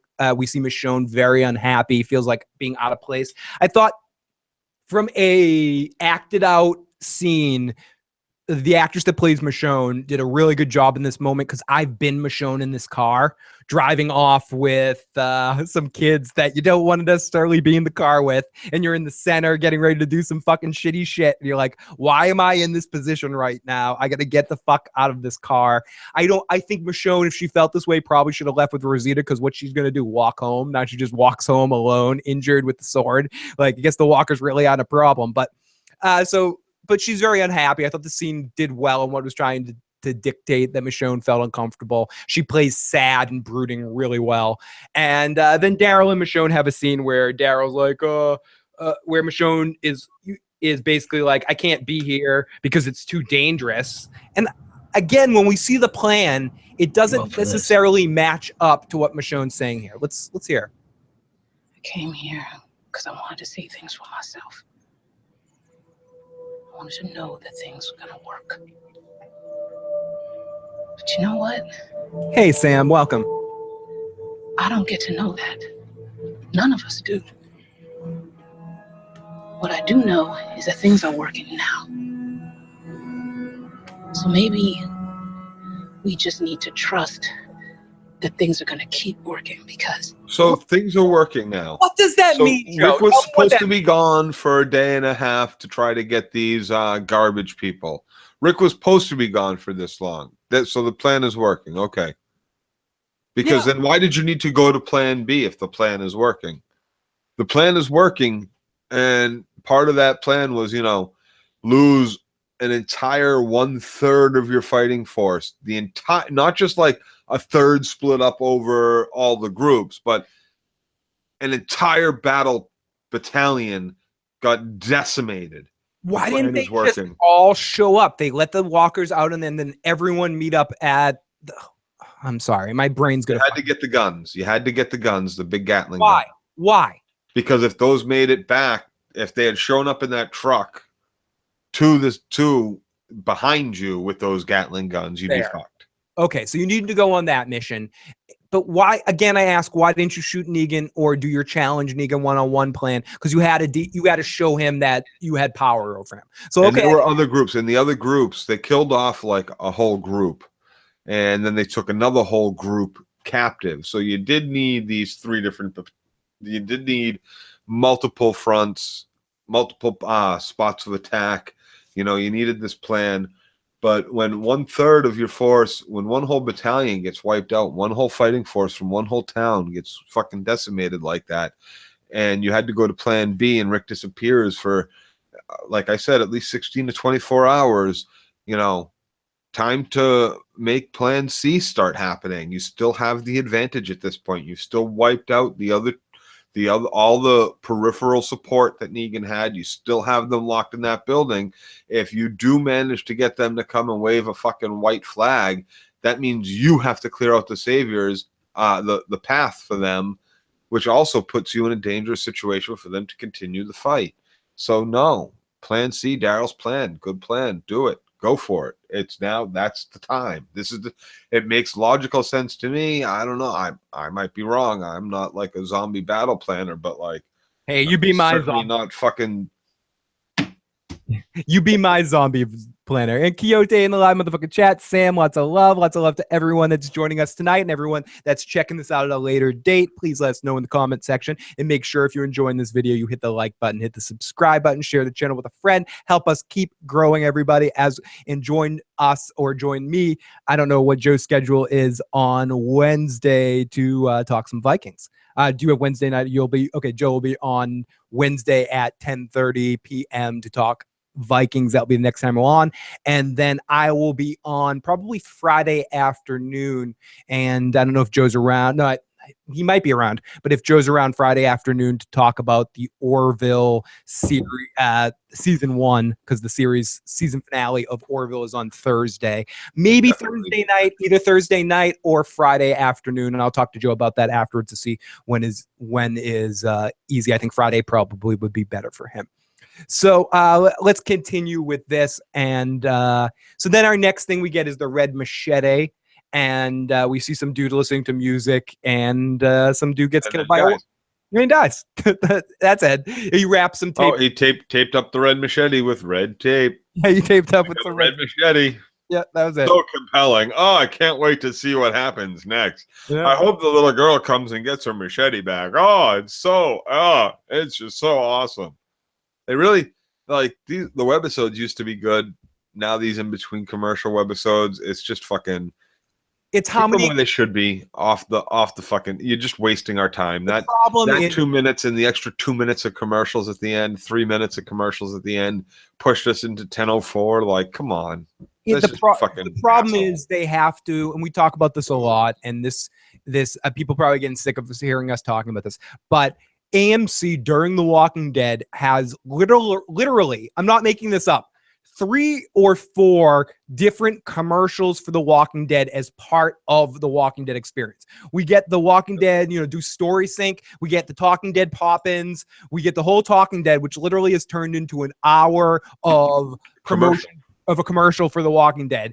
Then we get the machete thing now, which is basically just, again, like really not a lot of time and efforts put into making this. And it's just like more promotion. And then 1 or 2 commercial spots, like whether it be AT&T or Coke, or it's not Coke, but it's like brought to you by Coke Up Your Nose. Right. It's something, and more commercials are doing this now. The CW superhero shows, I know you don't watch them, but they do this too, where right after the episode goes to commercial, they'll do a scene in the show universe that's a commercial, almost like it's, Jackie Gleason coming off the Honeymooner set and going, yeah, smoke Laramie cigarettes, something like that. Like, there's more of that. There's a couple of moments in each Walking Dead episode where a commercial is Walking Dead focused, where it's like, don't let the zombies get you. Make sure you get your AT&T or your Amazon Fire notebook that will help you in the zombie apocalypse, and fight the zombie apocalypse with this Facebook game or with the mobile game. Make sure you download it. Make sure you watch Robert Kirkman's comic book show. Make sure you watch Norman Reedus on motorcycles. Make sure you watch it. It's like 10 or 15 commercials for The Walking Dead in The Walking Dead. And I know that's just merchandising, where the real money of the thing, but it's so ridiculous. It's almost gotten the Star Wars levels, of exploitation, of ridiculosity. I accept it with Star Wars because it's been that way my whole life, but The Walking Dead is like almost reaching that point. It's like to watch it like develop to that. The only thing I can like, it can't. I guess there were those middle 3 that other trilogy from Star Wars that almost killed the marketing. but still, even with those other 3, you got like a whole cartoon franchise that a lot of people consider some of the best, with like the Clone War cartoons and all those spin-off series, kept a lot of toys going, which kept a lot of the canon going, even though a lot of that got dispelled by when JJ took over. But still, it was a lot of that, like the cartoons, the anime stuff, the animation stuff. That's what kept Star Wars going, and a lot of that is based off the prequels. So at least the prequels did that. They kept Star Wars relevant for a few years. But anyways, we'll be talking a lot more Star Wars in a couple of weeks. Anyways, Eugene makes some sort of hand glider, remote control thing. Definitely looks cool to play with. And this is so fucking stupid. Transcription. Countermeasure approach. Have a good night, Sam. Fence incursion. High pop of undead, good 40, 50 deep to the former fence. Note to accompany schematics for audio glider It's emergency. like Stranger Things music in the background. Right. And again, I'm not shitting on the music. I'd listen to this music. I'd watch this music on a different show. I just don't think it jives with what's going on screen necessarily. And I don't know if that's direction, what the music they're trying, and again, I don't want to, because you were saying Black Sails, a couple of other shows this guy's worked on. Like, I like this music. I think it's well-made music. I just don't think it's fits Eugene doing techno babble here. This is pretty cool though. And I'm overly critical of that because I have fantasies that I can make music. So Eugene makes some sort of little toy that he's going to fly up, but someone grabs him and turns him around. We eventually find out it's Dwight. Obviously, Dwight. So we go over to Tara, who's driving. And it would have been nice if it had been any other fucking person in the Savior group than Dwight. Someone else that's like, fuck these people. That doesn't want to, that's like, it would have been nice, but they couldn't even give us that. They had to make it Dwight. And Dwight has to be such a fucking moron. He holds a gun to him and says, don't do it, or I'll kill you. Oh, I told you all you had to do is just fucking be on the winning side. You didn't have to do nothing. And now you can do this, don't do it. Like, why not just walk forward and step on the stupid fucking Joe? I love how why not just push him into the fuck off the roof? And go about your fucking business. Like, oops, the fucker slipped. Joe, he may be a brain, but he's not a fucking cat to be out on the fucking ledge of the building. Joe, I love how your impression of Dwight is making him Sylvester Stallone. yo, Eugene. I'm gonna fight the fight. And that would have been interesting, Joe. Yeah, or push, or DJ like was saying it just as you were saying, or push Eugene off the building. See, this kind of standoff would have made a little bit more sense if it was anybody but Dwight. Dwight already had this conversation with him. Dwight already told him all he has to do is do nothing. And Dwight sees that he's not doing nothing. Dwight should have pushed him off the fucking roof. Dwight didn't have to discharge his gun. Dwight could have just stepped on the fucking plane. Dwight should have just pushed him off the fucking roof. Stupid. You and DJ Better are stuck in a causality loop right now. The third time Joe and I said what I was typing, DJ. That means you are the most right person on this podcast. If you're inside Joe's mind, according to Joe. Atari Dad says Star Wars toys have been suffering massively lately. Department stores everywhere still have a hard time selling the Force Awakens merch 3 years later, and there's so much more now. I'll talk about that more when we get into Star Wars talk in a little bit, but yeah, I'll hold off on that because I do have a lot to say about Star Wars stuff. So Eugene's trying to say, I'm trying to save people, says Eugene. Now listen, I'm trying to save people. Listen. Attempting to save people, Dwight. And killing me is killing a great many innocents. And I am Negan. So he basically calls Dwight out on his bluff here and sets the thing off. But Dwight goes, "Oh, yo, Adrian, I got smart. I can shoot the thing down." And they have like a moment where it looks like it's working. Dun dun dun dun. You broke my freaking joy. Oh my gosh. And he shots. Yeah, Joe's fucking your thoughts right now, DJ. Joe can read our thoughts. Don't make fun of Joe's Dwight impression, Phil. Your Jackie Gleason impression is a fucking pirate. Arr! Alice to the moon, me latties. Arr! To the moon, arr, me latties. You're going to the moon. I love Atari Dad calling me out of that. That's fucking great. Lots of love to Atari Dad on that one. 2 points. Atari Dad gets the spin of the wheel for that one. I love that. So we are all Joe. We might get something fun here on the spin of the wheel. Oh, we got Joe doing an impression. So Joe.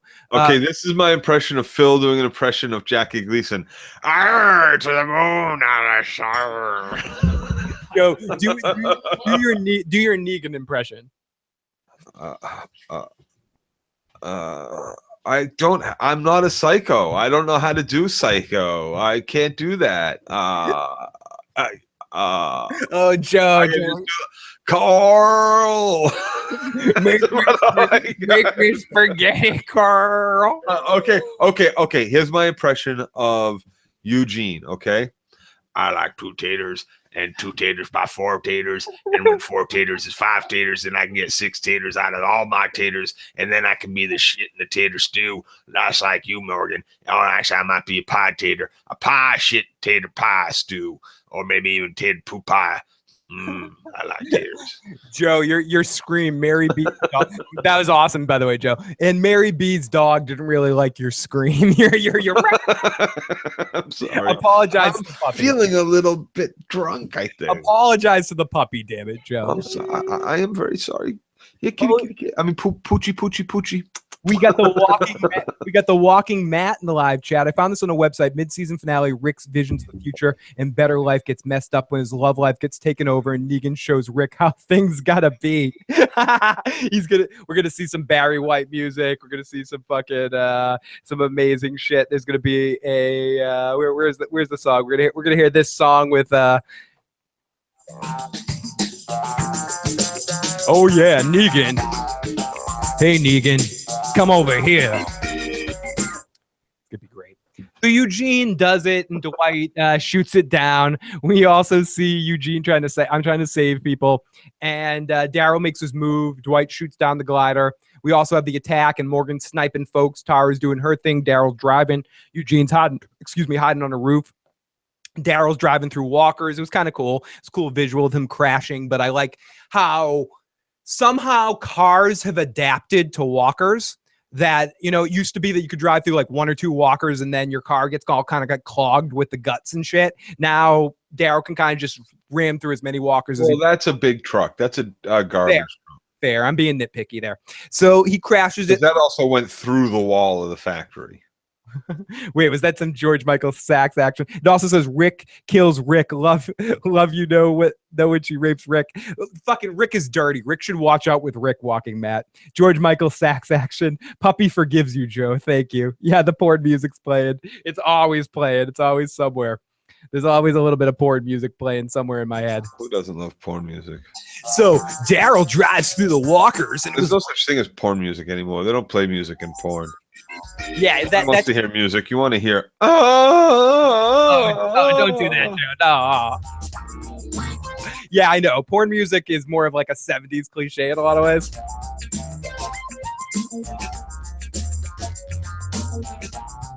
Okay.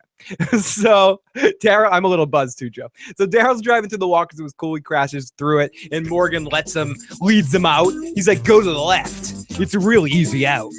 Then it's a lot of attack. It's really a lot. Right, there's nobody. Go head south. Turn around and run. How about that? He was literally just drove through that street, Morgan. The 10 feet, he's standing there in the middle of the street, not running, because he literally just drove past this. Like 3 seconds ago, he saw no zombies there. He saw none. He knows where his clear path is. Clear. Fucking unreal. So Eugene's losing his shit, and Dwight frightens him off. They keep coming, and it's a great waste of bullets as they all gang up at the bottom of the stairs and they shoot all the walkers. So then we go over to the big scene. This whole lead up to finally, ultimately, Eugene coming to this moment with Father Gabriel, where he just comes to him and he starts yelling at him. Be on board with your plan. Right, because tell me, don't show me. I will not end up like Sasha or you. You both made your choices. What I imagine most will calculate is the right thing. Rolled your D20s and came up dead, seemingly soon to be. I cannot do the same. Now judge me if you choose. But I'm seeing 20 for 20. I'm feeling 10 for 10. I'm receiving 5 by 5. Just staying safe means staying alive. And I'm A-okay with doing whatever it takes. Receiving 5 by 5? I don't know. It was kind of poetic, though. But no, I understand the first two I understood. I'm feeling 10 of 10. All right. That means you're feeling good. And what was the first one? Like, should we rewind this? Do we have to do it? Yeah, I want to hear this. Let me see if I can figure out how to just rewind a little bit. That damn 10, I'm just going to be.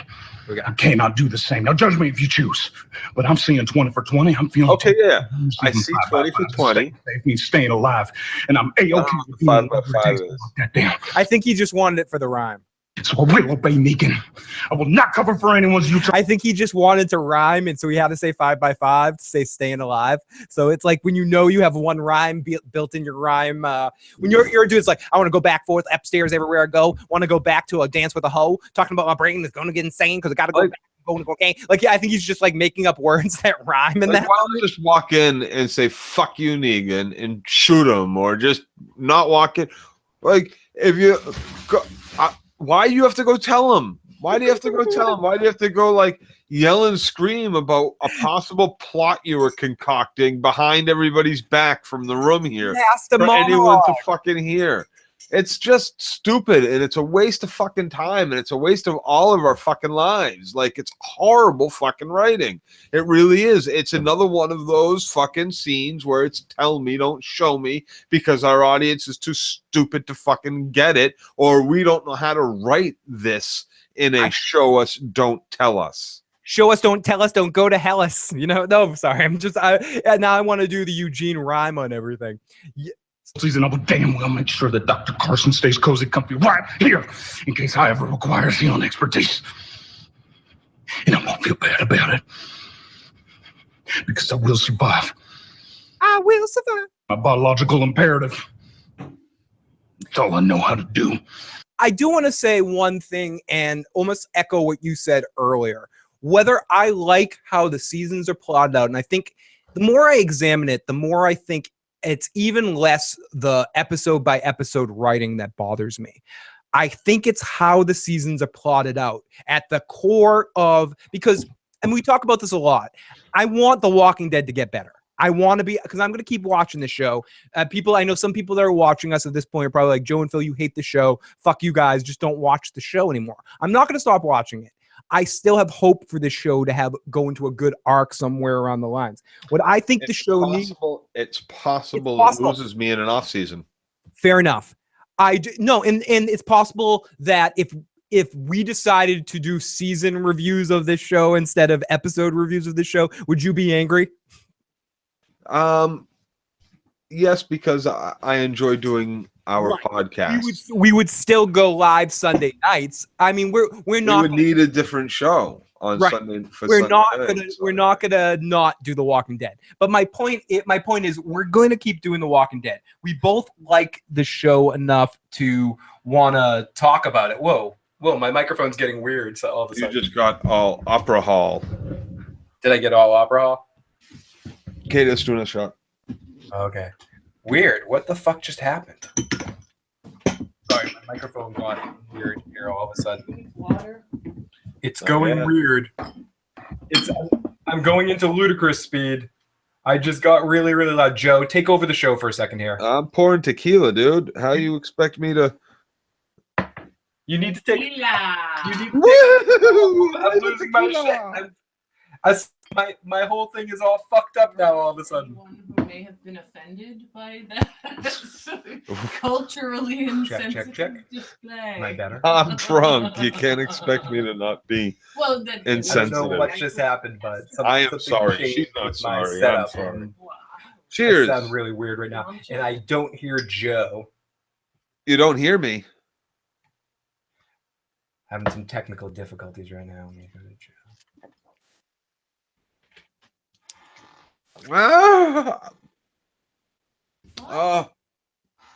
This shit's good. Really? Wow. Does anybody hear me? No, I hear you. I'm sorry. Joe's getting fucked up tonight. I don't know if anyone hears me right now. We hear you, Phil. You hear me? Too loud. I'm too loud all of a sudden. No, you're not too loud. You're fine. I sound like opera? No, you're fine. I'm fine. They don't care what you sound like as long as you make a noise, Phil. I guess. Joe, take over the someone have. Okay. So where were we? So Eugene and Negan. Let's see. What's going on? Oh, is it this? Oh yeah. So Eugene gets foiled on the fucking rooftop, and he goes and runs to his fucking mummy, and mummy's like, "Oh, you're the fucking best, Eugene. You're like the man here. You're going to get us out of this because none of us have lived in the fucking zombie apocalypse for the last 2 fucking years and know how to deal with fucking walkers. You can only fucking deal with them if they're coming right at us instead of just standing on the other side of a wall, where we can just shoot them all to the ground. But thanks, Eugene. Your brain is fucking invaluable. Like, really stupid fucking scene. Really stupid that they're all fucking caught in there. Really stupid that they didn't have another way out of this fucking building. Just really stupid all around. Stupid. I don't know. I don't know. I don't know who's more stupid in this situation. Them for staying in the building or us for staying as viewers. I called myself out. What can I say? What can I say at this point? Really, honestly, what can I fucking say at this point? For most of this episode, I was like, oh, I cannot wait to go sit in front of my computer for Phil to call me. Because most of the episode was fucking trash. It was horrible shit that we have seen over and over and over again. They even had to, it was just last season. It was in the second half of last season where Rick went and fought fucking Trash Monster. And they give it to us again in the first half of this season. Rick gets to go fight Trash Monster Part 2 of the Thunderdome all over again. And so he bests the two people that happen to be there. Everybody comes running over with guns, and none of them shoot this fucking idiot.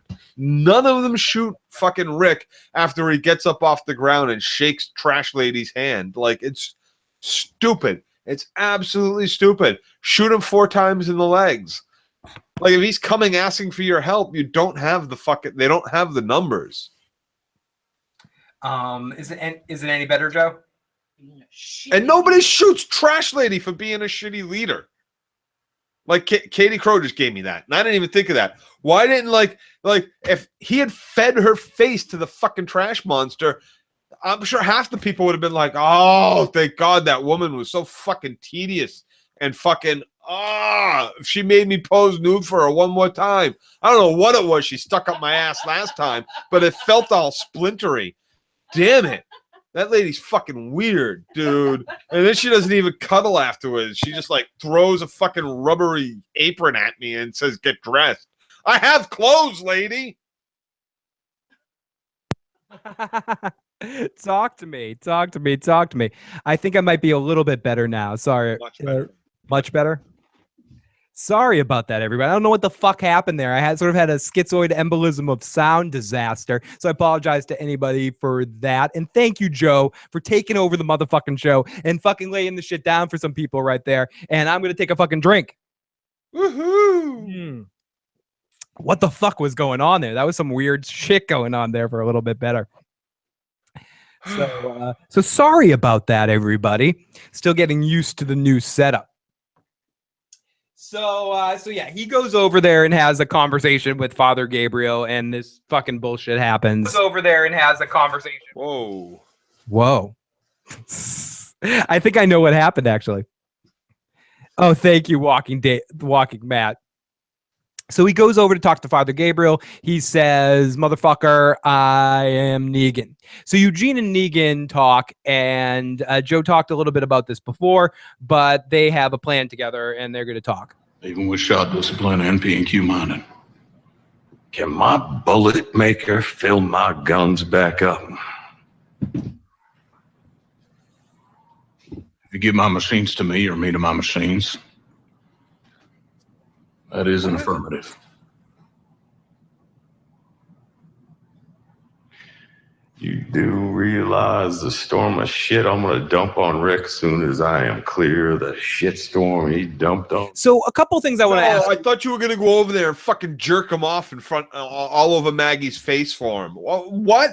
No, I'm not aware, Negan. I'm not aware that you beat 2 of my fucking friends' heads in. Oh my fucking God, Negan, please tell me again how fucking crazy and stupid you are. I don't think I can fucking remember because I hear it out of your mouth. Every time you open your fucking mouth, there's not a single thing that comes out that's not just fucking lunatic. No, Negan, please, Negan, tell me again. Tell me again how much you're gonna fucking rape Rick in the fucking ass and smack around the fucking pregnant lady. I don't understand, Negan. Please, put your fucking bat in my face because I haven't ever seen fucking barbed wire or fucking Louisville Sluggers before. Oh my fucking God. Negan, I heard jocks in high school talk fucking worse shit than you. You are fucking tired. You are fucking stupid. You fucking ignorant fucking cocksucking fucking writing assholes on The Walking Dead that keep trying to feed us this adolescent bullshit like it makes him a hard fucking man that everybody's supposed to be afraid of. I'm sorry, Glock and Smith and Wesson make you not afraid of fucking big talkers. That's why they have 15 fucking bullets in it. That's why you just fucking unload your clip and you don't shoot your one magic bullet at Negan's fucking head. Sorry, that's so fucking stupid.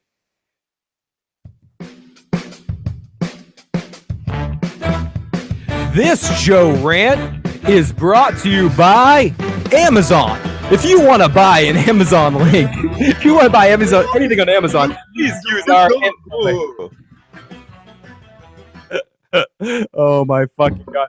Mandela says, I fucking love Joe. We need to shut the fuck up, Joe. There showed up just E. Martinez has showed up just in time for a Joe Rant. Holy shit. Vargas says, honestly, I don't watch anymore, but I tune in every Sunday to see Joe whinging about this fucking show. Fucking great stuff. And thank you to everyone that's tuning in tonight to join us for this silliness. Felicia's laughing. Ian says that was a proper rant. Fucking great stuff. Nick Diaz laughing your ass off. God damn it, Joe. Even Gary Aiken is proud of your fucking rant right there. Nick spit out his water. That shit's fucking great. Lots of funny stuff there. And I'm sure it's not the last of the evening, everybody. So let me, I want to turn this light a little bit.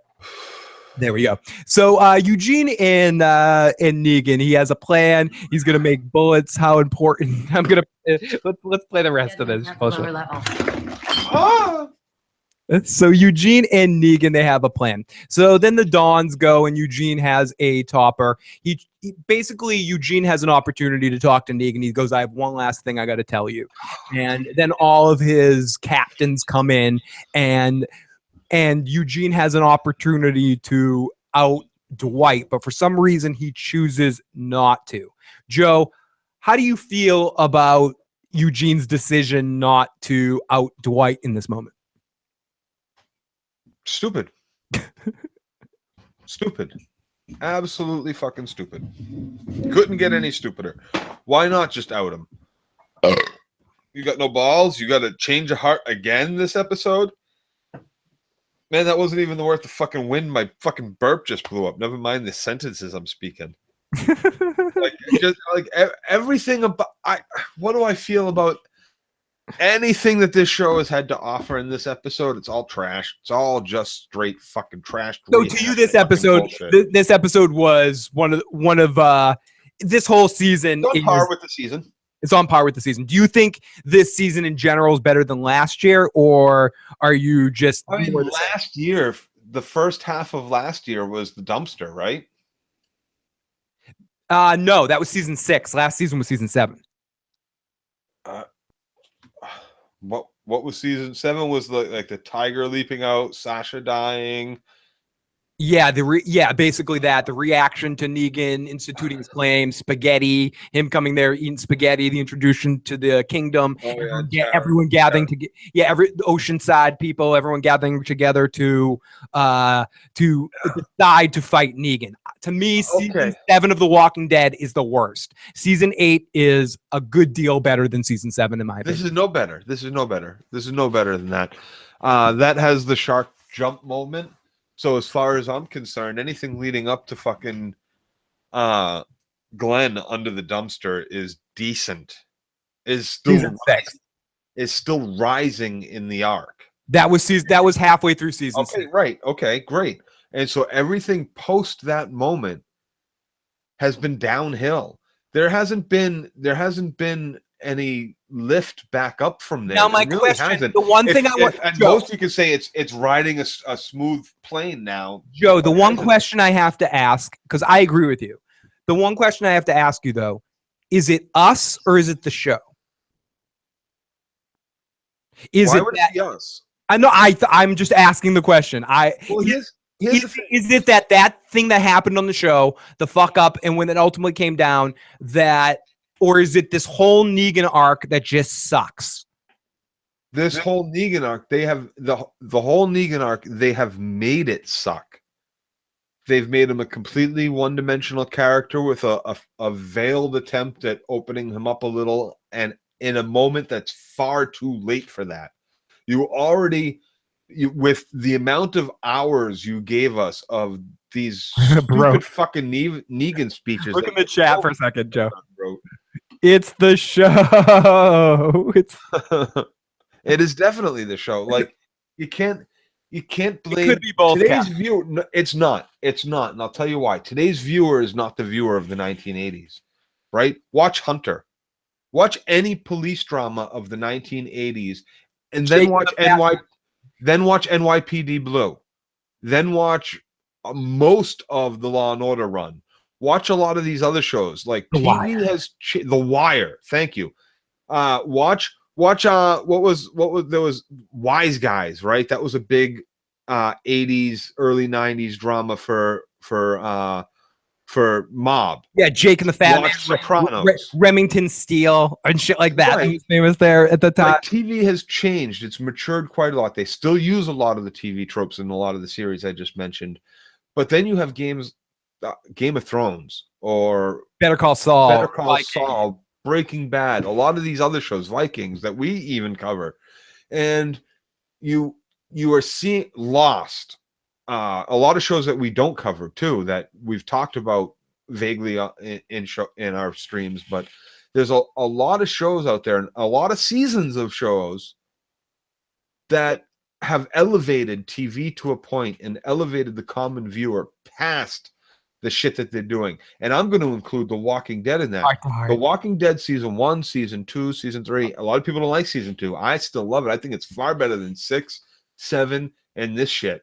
Like, so I would argue with you about 6, but I agree about now. And I also want to say right now, as we're nearing the end of the episode, if anyone wants to get a last-minute voicemail or text in, now is the time at 781-990-8509. We can get that last-minute text, and we do have one voicemail waiting. And if anyone else wants to get another voicemail in, now is the time. Brooke says, I'd rather rewatching and have sex with the black shit from Lost than this show. Johnny Rico says, All Out War started out very bad and heading out to become all out crap. Brooke, I know you're joking. Fear will always be the worst. Justice League's better than this shit. Fear is better than this shit. Quixote's loving this time right now.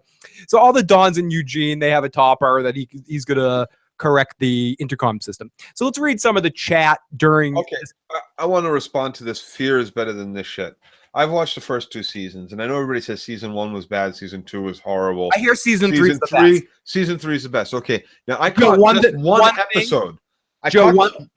I just have one thing to add. Season 4 of Fear the Walking Dead, I might actually watch because Garen Dillon-Hunt is being added to the cast. Also, who else is it? Helen Hunt's being added? Not Helen Hunt. Someone else. I know. Some actress, cool actress is being added to it, and Morgan's being added to the show. So I might actually tune in for season 4, especially for Garen Dillon-Hunt, because I think he should have been Negan, and I think he was up for Negan and almost got Negan and almost got the role that Stephen Ogg got too. He was almost a savior, but instead he got cast on Fear the Walking Dead. So I love Garen Dillon-Hunt. I'm glad Garen didn't get it because I got to see him shoot a fucking fat stripper whore through the titty with. He's one of my favorite. He's one of my favorite underrated actors out there, Joe. I fucking love. He was Negan. I wouldn't have gotten to see that episode of Guest Book where it was him that got to shoot that arrow through that titty. So I'm very glad he didn't get the Negan role. I think it would have done him a great disservice. Yeah. So yeah. But I'm excited for Garen Dillon-Hunt to be on Fear the Walking Dead, and I think he might add something. Even though I've not watched the show since season 1. But I'm sorry to interrupt you, Joe. What were you about to say about Fear the Walking Dead that you've watched a little bit of it? I've watched the first 2 seasons. I'm going to watch season 3 and 4, but I have seen 1 episode of 3. And I only watched about half of that 1 episode. Jenna Elfman. Sorry, it was Jenna Elfman that was added to the cast. And there was they were trying to talk this fucking leader of the compound out of the house. And the whole time I was watching this, I don't know any of the context or lead up or build up to it. Or it was like the leader of the compound's kid or whoever it was, but they were going to kill him or he was going to fight back. And I just thought like none of that really seemed any different than any of the shit that they went through at the hotel, or any of the shit that they went through in the village at the time they were going. That Nick went through at the village. Fair, like, but all seemed the same to me. Like very, very fair, Joe. But I do want to point out also, with Stephanie says the same thing. She's a big fan. She likes Fear the Walking Dead better than the regular Walking Dead now. She sludges through us watching The Walking Dead now. And yeah, no, I completely feel that, because at least you only have 3 seasons worth of bad shit to get through. And do they do a full, like, what? Have a good night, episodes? DJ. Lots of hugs. How many episodes do they do with Fear? I think eight or something, like maybe 10, but no, I think it's 8. I think they do fewer episodes, I believe, and you've only now had them for 3 seasons, so you're not really like done with like seeing Nick have his same fucking meltdown that he's had. Like you get to see Rick have over and over and over again, or you get to see Sasha go through over and over again, and you get to see fucking whoever go through over. Like that being said, and I don't want to get too much off on a tangent. I definitely want to finish off this episode, but I love Garen Dillon. I loved him on Deadwood. I love him on Raising Hope. I love him on everything. This is how good he is on He's Deadwood. So good. He's so good, dude. On Deadwood, he comes in, he plays a full fucking character, and he gets killed. Right? So what do? They say, you know what, Garrett? You're so fucking good. We're gonna bring you back as a completely different character. No. You're not gonna be like a twin brother or cousin of the person. Completely different fucking character. And not a single fan bats an eye. Not a single fucking critic says, "Oh, that was stupid. They brought back someone they had like on for 3 seasons or 2 seasons, and then killed him, and then they brought him back as somebody else, and nobody says anything." No, because he's that good of a fucking actor. Yeah, he's so good, and I think just him alone is going to make Raising Hope. He's awesome. He's awesome. Raising Hope. He's awesome in everything. Like he has Bryan Cranston upside. Like it's just a matter, or Chris Maloney upside. Like it's just a matter of him finding the absolute right role, and he's gonna like really shock some people. He's had some of them. He has, but I mean like Raising Hope. But I mean like a real starring, dramatic, crazy role. I think in the future somewhere, Garen Dillon, people are going to be like, he's fucking amazing. Like, not that people aren't already, but I think there's somewhere along the line he's going to have that, like a perfect drama piece made for him. Drama piece to put him into that light. Yeah, he needs a Breaking Bad. He needs an Ozarks. He needs like some sort of series based around him, where he's more of a major character than a supporting character. Exactly, correct? And I think he can carry it. Maybe it will be Fear the Walking Dead. Maybe his role in Fear the Walking Dead will be huge, and he'll take over the show with Morgan. I don't know. But we'll wait to see. But I fucking love. I guarantee you that it becomes long term. Yeah, me too. I think at least 3 seasons. Who is he? He was the dad in Raising Hope. So let's continue here. To go in the live chat right now, we got just a little bit more in this episode. 1998 champion says, Eugene, are you kidding me? Michonne was afraid of this plan. Rosita too. Badass women just turned to pussies. And 1998 championship says, yes, I am a woman. And these women turned to pussies. 1988 champions also says, fuck Eugene. Corey Mitchell says, Eugene talks like a technical manual for putting together a futon. Chalk Boy says, I want to see the neck tattoo woman die soon. Duke Chronic, I'm not sure what Duke Chronic meant by this, but I'm going to take this in a funny way. This is a Cyndi Lauper episode. Corey Mitchell says, means Rosita kind of wishes she's kind of useless. Shot a bat at point blank range. Ren says, my God, Eugene, I can hold my liquor better than you. 1998 champion says, she is Rosita. What the fuck? She and Michonne left Alexandria to put this plan in play, and when it's time to put the plan together, they punk out. Fucking bullshit. Right. And why hasn't Dwight just walked up to Negan and unloaded a clip? I don't know. Why is when he walked out of that room last week? Because he'd be killed right away. No. When he walked out of that room last week, why didn't he go grab a big fucking machine gun and then come immediately back to that room where they're all sitting at a table and then just fucking open hail bullets in the whole fucking room? Go off, John Rambo, yelling at each other. They all fucking die. All the fucking generals in that room, lieutenants or whatever you want to call them, capos, they all fucking die. They all die right then and there. Done. You should go in and go, You want to see my magic trick? You know, like go in there and be like, you want to see my magic trick? And you want to see my magic trick? Oh, Alicia's in the live chat. Welcome, Alicia, in the live motherfucking chat. So we go off to Eugene, who's listening to bullets rain down and kill walkers as he's crying. Oh, Joe, did you just take another shot? And I might have to crack another beer. And he's crying and goes out to booze and he drinks. Crying. No, not you. Eugene's crying. And he's boozing out and he's drinking as the car music rises. So we go back to Rick, who is let out of his pen again, and he does the Rick walk with "I could just kill you all with my pinky." And as much as this scene was ridiculous, as much and Joe, you can all it you was want. the most entertaining scene in the whole. Yes, it was watching Rick, which is absolutely fucking ridiculous because we've seen it before. It was nothing new. It was absolutely fucking stupid. It made no fucking sense. And as soon as they got up off the ground, why didn't she fucking run and say shoot? Dude, she looks so surprised Rick did this. You're surprised? He killed the last time you tried this. He killed him too. Like, she's sitting there with her look on her face like, I'm so dumb at...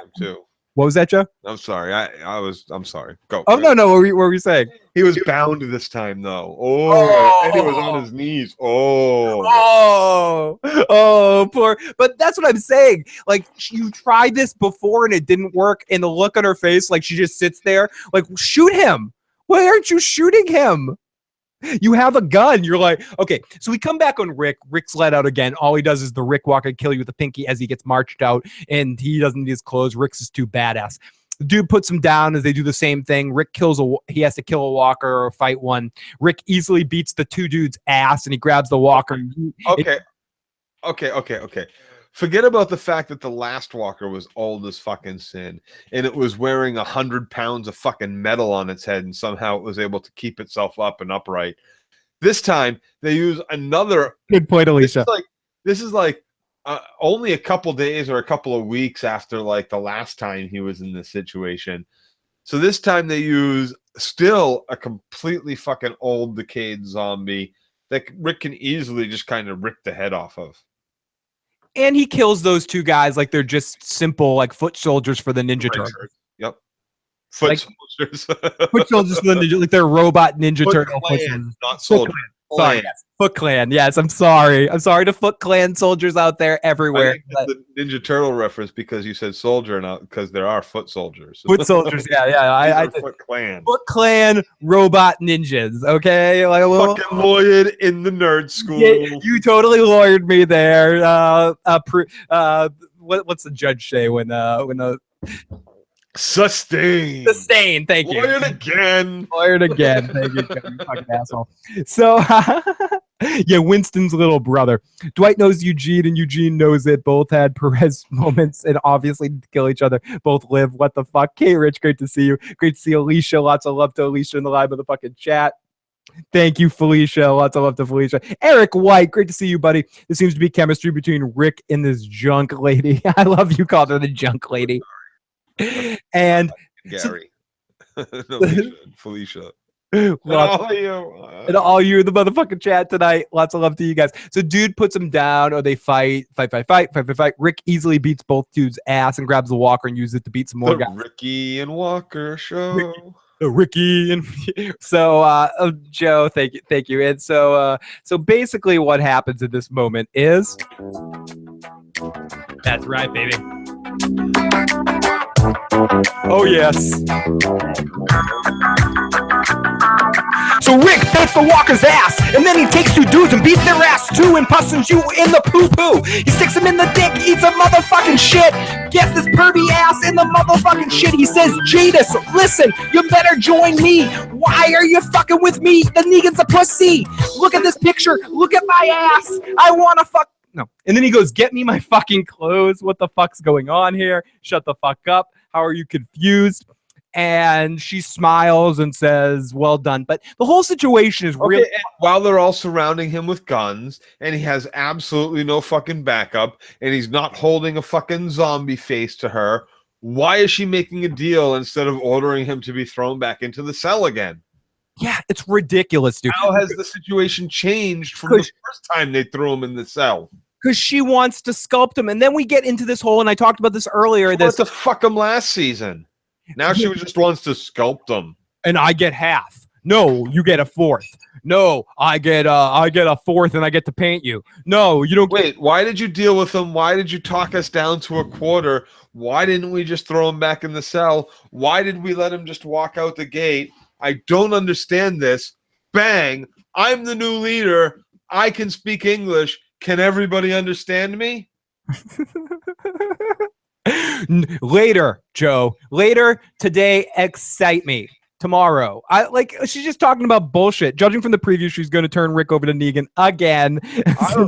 Darrow and Fucker fucked up the plan. Atari says, I finally realized what the garbage people's deal is. They're performance artists from the university, and Jadis was their instructor. Think about it, guys. It all makes sense. Atari Dad, as always, you're speaking words of fucking. No, she was just the last person left alive in the theater department. She's actually the fucking ancient dance instructor who's playing at photographer. She's like, I teach ancient dance. You can major or minor in it. So she says, what then? And he's like, come with me if you want to live. No, come with me and surrender, and we'll all go to Negan and we'll say whatever. She says something about give me the fourth, and let's listen to some of this bullshit because it really annoys this fucking shit. Phil. What then? Shot. Ooh. Joe. Sanctuary surrender. Joe. Walkers. Sky versus death. Come with me there. We'll wait till the others meet us. When they do, we'll ask the lieutenants to surrender. All of us. Together. Then I kill Negan. Me alone. This is fancy shit. It's got a cork in it. No, that makes it fancy. It's fancy. Have you seen tequila with a cork? That looks fancy. Tequila with a cork. A cork. Half. A fourth. Oh, here we go. Half a fourth. Fourth, and I sculpt you after. Fourth Stand and for me. So this is just such bull. This whole thing is just bullshit to the nth degree. And everyone, toast to you guys in the live motherfucking chat. Thank you to everyone that joins us every week. And everyone, like I said before, now's the time. If anyone wants to get a last minute voicemail in, now is the time at 781-990-8509. We're almost at the end of this episode. Joe and I aren't going to run away really quick, but we got to get, before Joe goes to pass out point. He already took his shot. I haven't taken mine. 1 second. Oh, yeah. Oh, it's warm. I should have made sure it was chilled. No way. So she says, what then? And she takes a fourth. Eventually, she just agrees to a fourth. So then we see a trunk with a little time jump, and we see Rick and the group approaching the sanctuary with the trash people. And he heads in, and they look in. Rick calls for the snipers, but he gets no response. And why is there no response? What? Everybody with a walkie-talkie is out of distance? Nobody stayed at their post? None of them? No, once Darrow's plan went through, they all pieced out, I guess. They were all like, okay, Morgan took all our snipers and talked us into abandoning all plans that we had made. You make a good point there, Joe, that even if you were going to go with Darrow's plan, you know Rick's going to be there eventually. So you didn't just go with Darrow's plan, you actively ditched Rick. Right, exactly. Exactly. You abandoned your post. You went with another plan. Atari Dad says all the snipers are dead because we're the belief that the saviors overcame the walkers, so they probably killed the snipers. Oh, there's been a time jump. There's been a little bit of a time jump. Right. Rick's snipers got killed by Negan's men. Johnny Rico and Atari Dad said that. Did we see that in the episode and I missed it, or is it a? No, we didn't see it, and that's why Rick was that dude was hanging upside down, being eaten by walkers because Negan's men couldn't kill all the walkers outside the building when they were completely 100% around the building, right? And they only had to shoot them but when they were all flooding in and killing them and causing mayhem and havoc and panic, they were able to kill them all, clear them all out from around the building, escape from the building, and kill all the snipers that were surrounding the building because they knew where those locations were. Yep. Okay. I buy it. Cattiget wants to add that the dude hanging from the ladder was Father Gabriel's death from the comics. Fuck them 10 eunuchs that hit the thumbs fuck the 10 eunuchs that hit the thumbs down. Oh, I love all those people. Well, thank you for the action on the video. I appreciate that. I figured that they're all dead because it's the next episode. They're at the gates of Alexandria, so they're probably all the snipers. Thank you so much, Alicia. And if you're enjoying this video, definitely hit the like button. Thank you to all you people out there checking out this video. So Rick calls for the snipers. He's pissed. He takes a gun and he looks and sees all the walkers gone. And he gives this oh shit look. And that's the end of our episode. Thank fucking God. Next week is our 90-minute epic middle season finale. Just look, everyone's around. We're going to see every character. It's going to be epic. We're going to lose something. It's going to be a crazy death. Joe, we talked about this. We hinted at it. Who do you think? You talked about this a little bit earlier. Repeat or say, who do you think is going to die possibly? Only surprising deaths that could happen. If it's a surprising death, there's only 4 surprising deaths that it could be, as far as I'm concerned. Carl, Rick, Michonne, or Daryl. I think Maggie would also be surprising. Oh, sorry. We'll increase it to 6. We'll include Maggie and we'll include Negan, only because they feel like Negan is a ratings miracle. Negan's not going anywhere. And that's what I don't understand. Since the addition of Negan, week after week after week, from last season, continuing with maybe a slight uptick from the premiere. Carol. Do you think Carol could die? Yes, but that's not shocking anymore to me at this point. As far as I'm concerned, I wrote that bitch off when she spent the entire season 7 being like, where? I don't want to do this anymore, and then completely went and did this again. Joe, it wouldn't surprise me if that eventually, a few years down the road, that Negan's the star of this show. For the fairy tale king. Sorry, Phil. I was listening to Katie when you said that. She decided to go back. Oh, and the fairy tale king will get me to kill people again, even though I've resigned against it. And I don't care about all these people that got me this far, but I'll make connections with this new group of people. Go fuck yourself. Just go fuck yourself.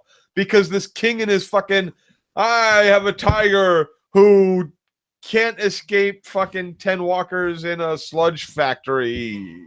Like, hurts the fucking brain to think about this shit. Like, if you just want to accept it and fucking live in the visual candy that is The Walking Dead, because that's still kind of fun stuff. Joe, we have some text and voicemail, Joe. Let's get into this. Yes. So our first text is from, area code 774 from Derek. Derek says, episode wasn't good. Correct. As always, many things don't make sense. Correct. Dwight has a pistol. Just shoot Negan. Correct. But 6 times, over and over again. Reload and shoot everybody in the fucking room. But I am excited to see how the saviors go out. It would be great to see Dwight just kill them all.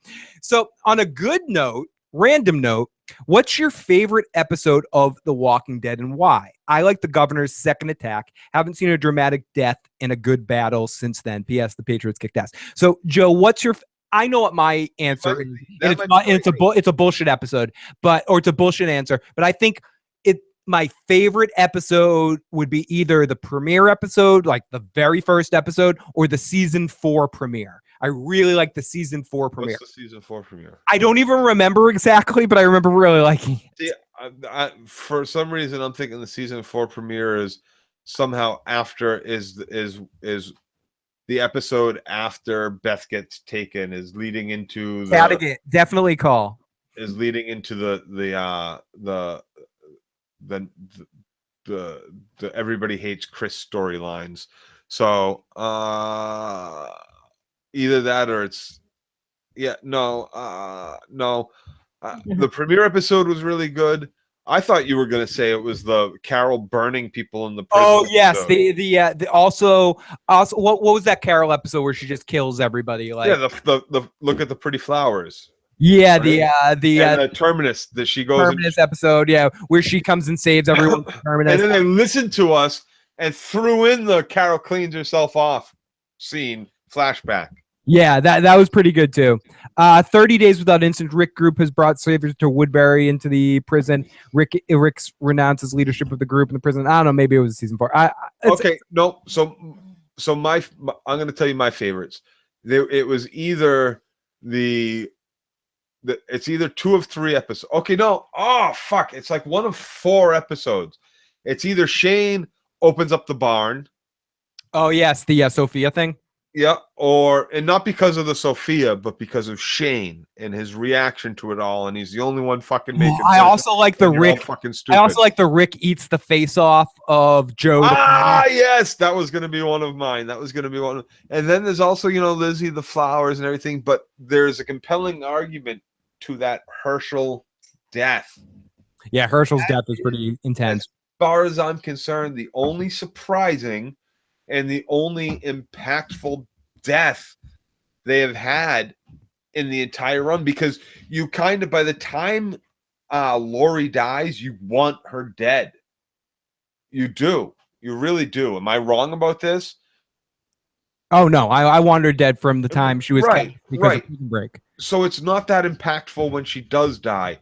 Like, the only real impactful death on The Walking Dead so far, in my opinion, has been Herschel's. Katie has a rebuttal, maybe? No? Okay. So our epic mid-season finale. So let's get to another texter that we have. Hey, Phil and Joe, love the show. I think it would have been way more interesting if the trash people had the helicopter and delivered Rick to Negan. It makes way more sense to capture him for that instead of fucking sculpting. Keep up the great work. Love you guys, from area code 304. Thank you so much for the text. So, Joe, I don't think I got a chance to talk to you about this because it's one of the episodes you weren't here. What do you think of the helicopter? Where the fuck's that helicopter from?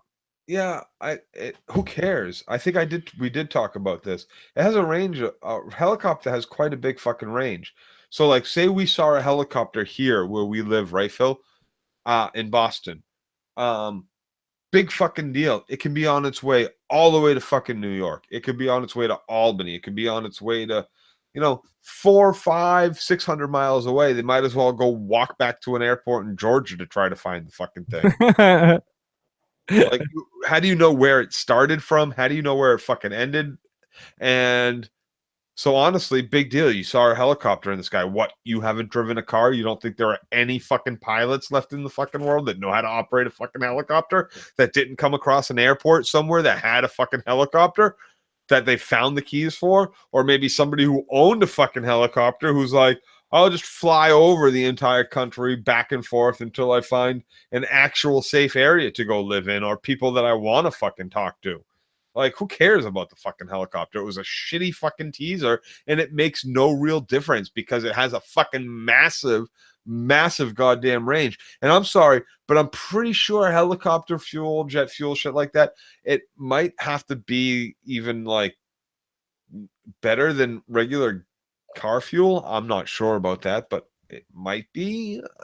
And fuel definitely has an expiration date. So, like, to have a helicopter with helicopter fuel might be pretty impressive, but ultimately I don't give a shit because the thing has a fucking huge range that it could be going anywhere. And what? You're going to find it? You're going to find where it landed? What? It's not a plane. It doesn't need a runway. The fucking thing can set down absolutely anywhere. So let's take our voicemail that we have of the evening from Broke Black Man. Let's check this out. I think you can hear it, Joe. Hey, Phil, it's Broke Black Man 94 here.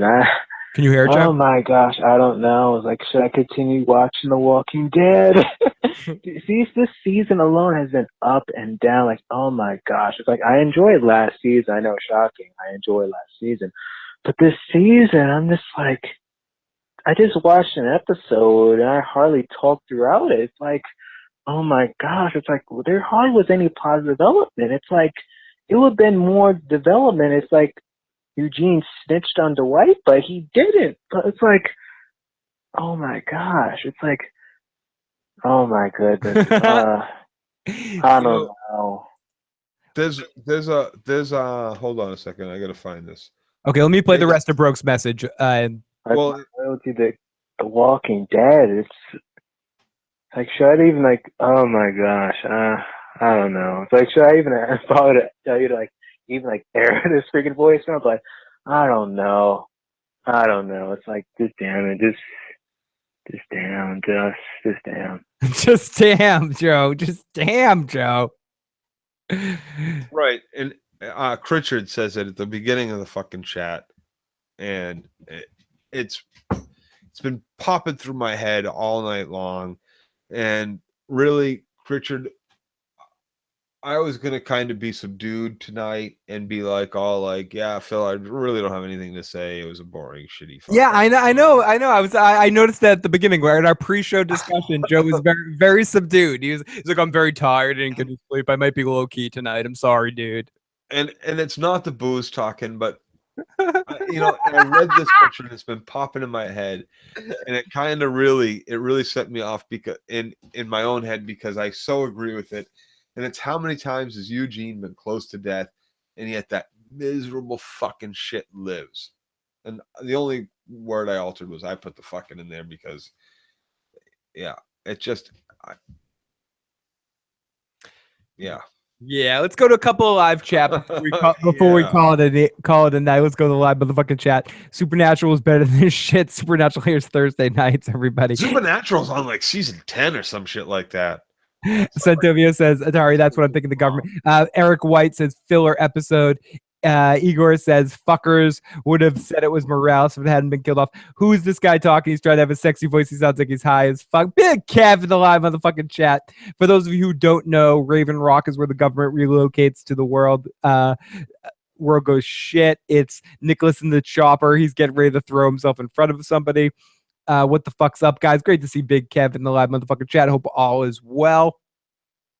Joe is getting messed up. No, Joe, unlimited bullets and fresh fuel forever. Heath might be coming back from shooting 24 because 24 ain't coming back. That's not necessarily true, Joe. There are not as many places to refuel in the apocalypse. The range is far more limited. So with the talking about the chopper, so the chopper, but once you've refueled, you just like you can fuel hop. You don't have to be stopping there and staying there. Is the point? You can stop for minutes or you know, it just doesn't make too much sense. And even if it isn't that much, then you're looking for one guy who has a chopper that is no longer any good and probably brought every fucking walker in the area to its landing zone. So again, who gives a shit? Joe, I'm pouring a shot. We're gonna have one more shot here at the end here. It serves. You know what that chopper does? I'll tell you what that chopper does, and I'm gonna tell you right now. Mark my words. That chopper is Morgan's way to Texas. That's how he gets to season 4. His way to Fear the Walking Dead. Yeah, I agree. It has something to do with Fear of the Walking Dead. I am 100%. Season 13. So yeah, Joe's gonna slit his wrist. So as we end things here, next week on next week's recap show, hopefully Joe will be able to leave us a voicemail, but Joe will unfortunately be working for the season finale, so he will not be able to talk about next week's episode. You have to watch it, and I don't. Fuck you, asshole. Leave a fucking voicemail, dick. So we'll be joined by the Walking David next week to talk about the episode. But Joe, going into the off season here, the off season break of The Walking Dead, and going into the season finale here, for where you are with the show, is there any way for the show to come back for you at this point? Is there anything the show could do to make you happy again? There is. It's simply ending these fucking TV tropes, cutting out this fucking episode filler bullshit, not treating us all like we're fucking 14-year-olds or 10-year-olds.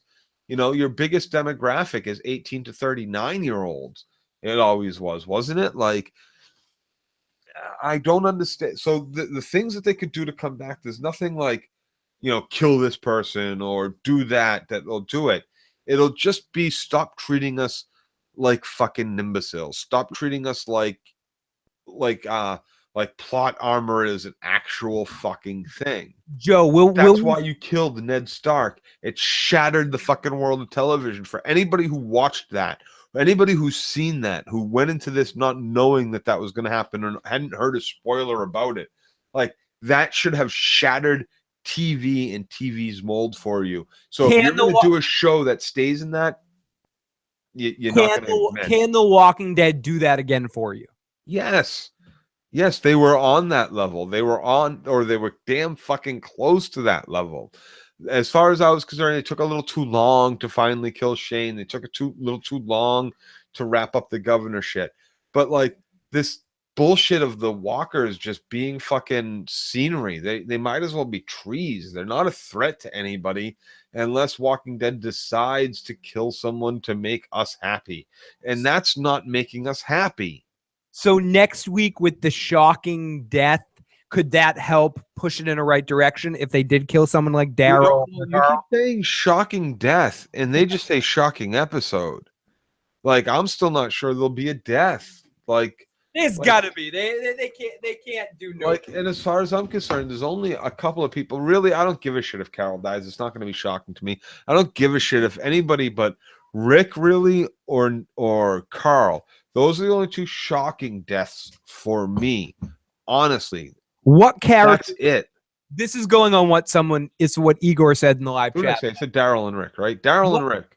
What characters do you care about in this show? What characters, if you saw... Daryl and Rick, that's it. Those are the only two shocking deaths. Carl's a fucking idiot. He's a fucking moron. He's a little kid in the books, but he doesn't do anything worthwhile, actually, up until the point I read through Compendium 3. Compendium, yeah. Like, there's absolutely no point. This kid could be dead or alive. Who gives a shit? The only reason he serves is Rick's motivation to stay alive himself at this point. So no, there's the only two people that I actually give a shit about are actually Rick and Daryl. And as far as anybody else on the show is concerned, can fucking die, and it doesn't matter. It really doesn't matter. None of them are compelling enough. None of them can hold their fucking own compared to these two. None of them have a story arc. Like, Maggie has completely fucking leveled out. Yeah, what happened to Maggie? Flat. What happened to Maggie? They wrote her out. They wrote her off the show. For some reason, they decided they did. They forgot maybe one line an episode, if that. Once Glenn died, they were like, "We don't know what to do with Maggie." So that's exactly it. That's exactly it. She's a leader. Maggie's a leader. Maggie's a leader. And why is Maggie? A pregnant lady shows up on the hilltop and says, "I don't like you, Gregory," and everybody's like, "New leader." Well, Gregory is kind of a dick. Yes, but still, come on. Like, really? Why is she the new leader in the hilltop all of a sudden? Because Maggie needs a storyline, Joe. So we have another voicemail. Sad pregnant widow. Make her the new president of the hilltop. Yay! Cheers. And she's done absolutely nothing since she's been there. We've seen her in maybe 3 minutes an episode for the last however many episodes, and none of it is actually compelling, and it's stupid fucking decisions. They haven't shown, to go back to our kind of general theme of the night, they haven't shown her as a leader enough, and they've just told us. And we should be shown a little bit. Joe, I'm going to match one more shot while we listen to or not necessarily our last. If anyone wants to get another voicemail in, now's the time. But we got another voicemail here. So let's listen to one more. I got to keep Joe here from sandwich eating a little bit longer. So let's play one more voicemail. Hey, guys. It's Cattigat H. Cattigat! Yeah, I kind of feel Joe's pain about this. I don't think it's gonna get any better after this. Well, I'm hoping it does, but this is like a doctor giving you bad news here, guys. I don't think this is gonna get any better. It's gonna get worse. Here's the thing. I'm gonna play the rest of the message after you rant. So you have billion-dollar sports teams franchises, right? Like the Patriots or the Chargers or whatever the fucking teams are, right? Or the Celtics or the Lakers. And when the Lakers or the Celtics stop fucking winning, when they have bad seasons, if the Patriots ever lost, 8 games in a season, they would seriously think about getting rid of Brady at that point or getting rid of Belichick at that point. Here's the thing. The Walking Dead's ratings have successfully gone down season after season now for multiple seasons in a row.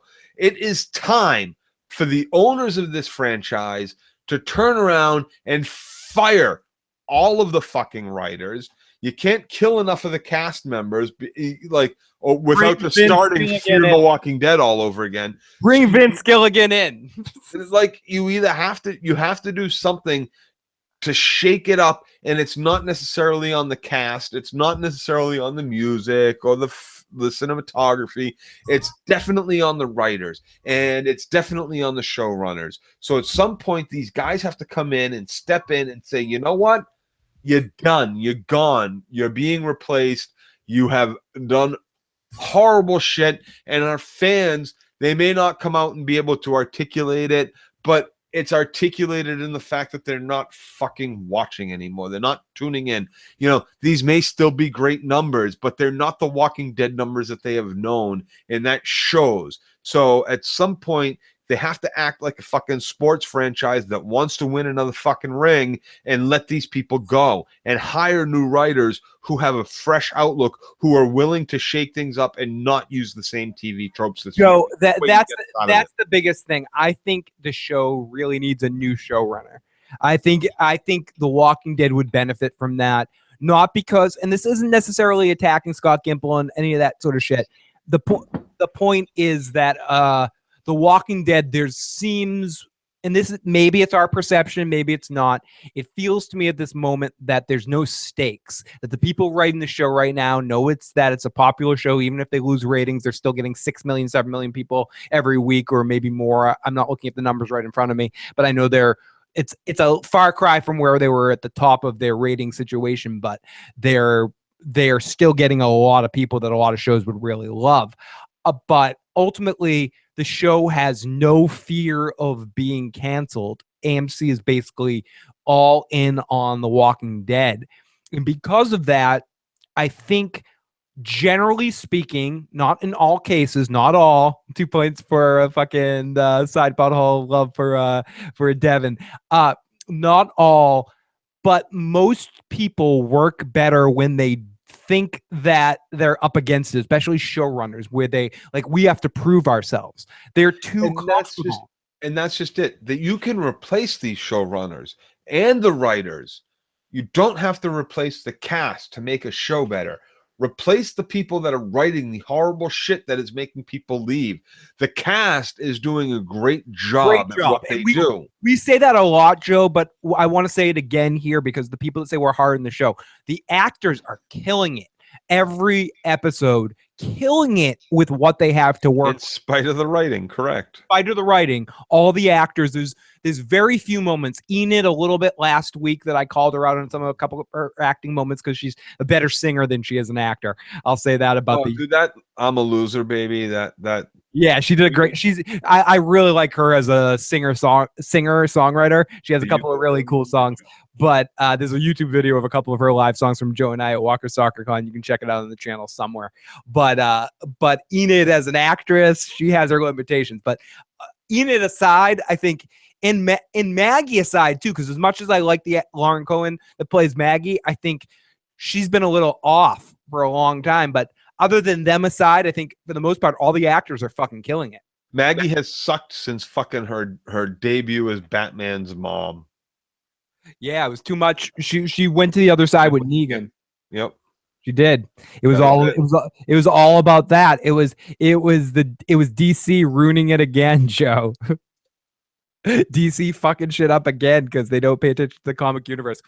The show really died with Beth, says Big Kev. If they were really, there would be hordes where they went. There's hardly hordes unless they gather them. And that's one of the things, too, because I was talking about this as well, that the walker in the machete thing was the most formidable walker in the whole episode. But I didn't talk about this enough during the episode. When the walkers raided the sanctuary and they were all in there and running through and going crazy, that's the Walking Dead I love. Like when all the saviors are trying to fight off the walker charge and it's fucking high tension of who's going to die, even though I don't care about these characters. But The Walking Dead at its best, how to get back, what Joe answered this before, I'll answer it now too. What The Walking Dead needs to do to get back my interest is to take characters I care about, that you build up, to make it to points that I really deeply care about these characters. right now, I would extend it a little bit more. Joe said Rick and Daryl. I would say Rick, Daryl, even though Maggie's shitty, I care about Maggie, I care about Michonne, I care about Carl to a certain extent, I care about all these characters. It's making me feel when I'm watching this show that any of these main characters that I care about are in danger. The Sopranos, part of what made The Sopranos so big at the time that The Sopranos broke, even though it ultimately didn't end up being the case, was the feeling that you're watching a show that at any point in time, any of the characters you care about could get a mob hit. They could get killed. You love Pussy, spoiler alert for The Sopranos, Pussy dies. You love fucking this person, they're going to die. But that's the thing. The Walking Dead, when it was great, made you feel like that. Right, but you cannot, and that's the thing. Our main group, the reason why The Walking Dead was so great early on, I think, is because our main group was with us from the beginning, right? So any of those characters that died felt like a loss. Any character they added after that has been a red shirt because they have all died along with most of our original group. So any character they add from this point on, you know, it's almost like last in, first out. Joe, and I want to interrupt you for one quick second for what you're saying, because you make a good point. The Walking Dead is great with these characters that we've known for a while, minus Maggie, because I really think they're fucking up Maggie. Yeah, they are. But the characters that we know, they do a good job at continuously establishing this character because they did really well early on. I think the problem The Walking Dead faces is the new characters they introduce, they don't do a good job at making you care about them before you put them at stake. They just introduce you and expect you to care about them because they're characters in this situation. And it really fucks it all up because ultimately what it makes happen is you don't care about anything. You just look at these characters as hollow shells, as these things that are just nothing to you. And what made The Walking Dead a great show was the feeling that you talked about this show that anyone was at danger at any time. It doesn't mean you have to go willy-nilly kill people, but you can't overly have plot armor for anyone but Rick. I get it with Rick because you need to keep Rick Grimes on the show as much as Andrew Lincoln wants to play on the fucking show. But if you want to do it, anyone else needs to be at danger when they fall into these positions. It was one too many of these situations where people are just tackled by walkers and they don't get killed. It wasn't just Glenn. Carl's been in situations like that. Many people. But the last great one was Tyrese, but they had to make Tyrese stupid to make it effective. Like, oh, Tyrese is a fucking idiot, so he gets bitten from behind. But it was still decent enough to establish that walkers could pop out of anywhere and bite you. The problem they have right now is that any of the main characters, you watch some of these scenes that are supposed to build tension, and even if they establish great tension in the moment, they've set up this thing that you know if anything big is going to happen, it's just going to happen in the premiere or it's going to happen in the mid-season finale. I hate that television is turned into these mid-season finales. Every show is guilty of it, but The Walking Dead kind of started this trend. Every show has a mid-season finale and everything builds to it. What made great television was the fact that you have this long-form narrative thing and you don't have to build upon any one date or one moment. The Walking Dead, what made it great, one of the moments that made it great was anytime at any point in the storyline, something intense could happen. By funneling all the big shit to premieres and finales, what you're doing is making it predictable. And then I'm going back to the beginning again, and I'm repetitive, but I don't give a fuck. It's a fucking podcast. And sometimes repetition gets the point across. And then to hammer that point in, they go even a step fucking further where they go, oh, now we're going to tell people that fucking shocking thing is going to happen. And Joe's right, where I keep saying a shocking death. I want to say they said that, but no, they keep saying it's a shocking episode. The thing you're going to talk about. What could that thing be? I tend to think it's going to be a death, but who the fuck knows? This show has fucked us over before, and they may fuck us over again. My point is, right now, they need to do something to shock the status quo of The Walking Dead. And they can't do it, and they obviously can't do it, and they've shown that they are out of touch with what shocking is. They were like, oh, it's going to be shocking when you find out who died because 2 people died. How does that make it shocking? You gave us 6 months to warn all of their deaths. Even if we wanted one of them to die and they ended up being the one that died, we'd just be happy and be like, I told you. And even if it was one of the ones that we didn't want to die, you'd be like, oh, yeah, well, I guess I saw that coming because you had 6 months to see it coming. You had 6 months to look at every one of them fucking die. So they're out of touch with what is shocking at all at this point for the television viewer, which is why they need new runners and writers. They've become formulaic and they've become repetitive. It's almost like a season of 24 now. Like where you predict that the end is going to be this big climax and it's just going to be moment to moment to moment. They become, I'm not even going to say they become a cliche of themselves, but they've ripped the balls out of the show to the point now where you could just watch the premiere and the finale of the episode to see the action. And it shouldn't be that way. Oh yeah, Shiva died. That's it. The only thing that happened this season worth a wait was Shiva died and all the kingdom people died and Ezekiel feels sad about it. There was nothing emotional. I'm not saying you have to be bloodthirsty, but you have some fucking stakes. And that doesn't mean watching Negan beat someone with a fucking baseball bat. It means, which was whatever it was. People say, oh, they killed Glenn and they killed Abraham. But they did that in such a fucked up, bullshitty way with that cliffhanger and all that fucking shit. But like, I'm talking about in the heat of the episode, losing people you care about and feeling the tension that, holy shit, what the shit just happened? And what the fuck? And that's what The Walking Dead used to be like. And it's not about whether the show is good or like tight around the edges or the acting's good or all that shit. The Walking Dead, as it should exist as a zombie drama, comedy combo, whatever action series, should make you feel fearful. No pun intended for Fear the Walking Dead. Always on edge, feeling what the characters feel. And right now, it just feels soap opera-y. Yep.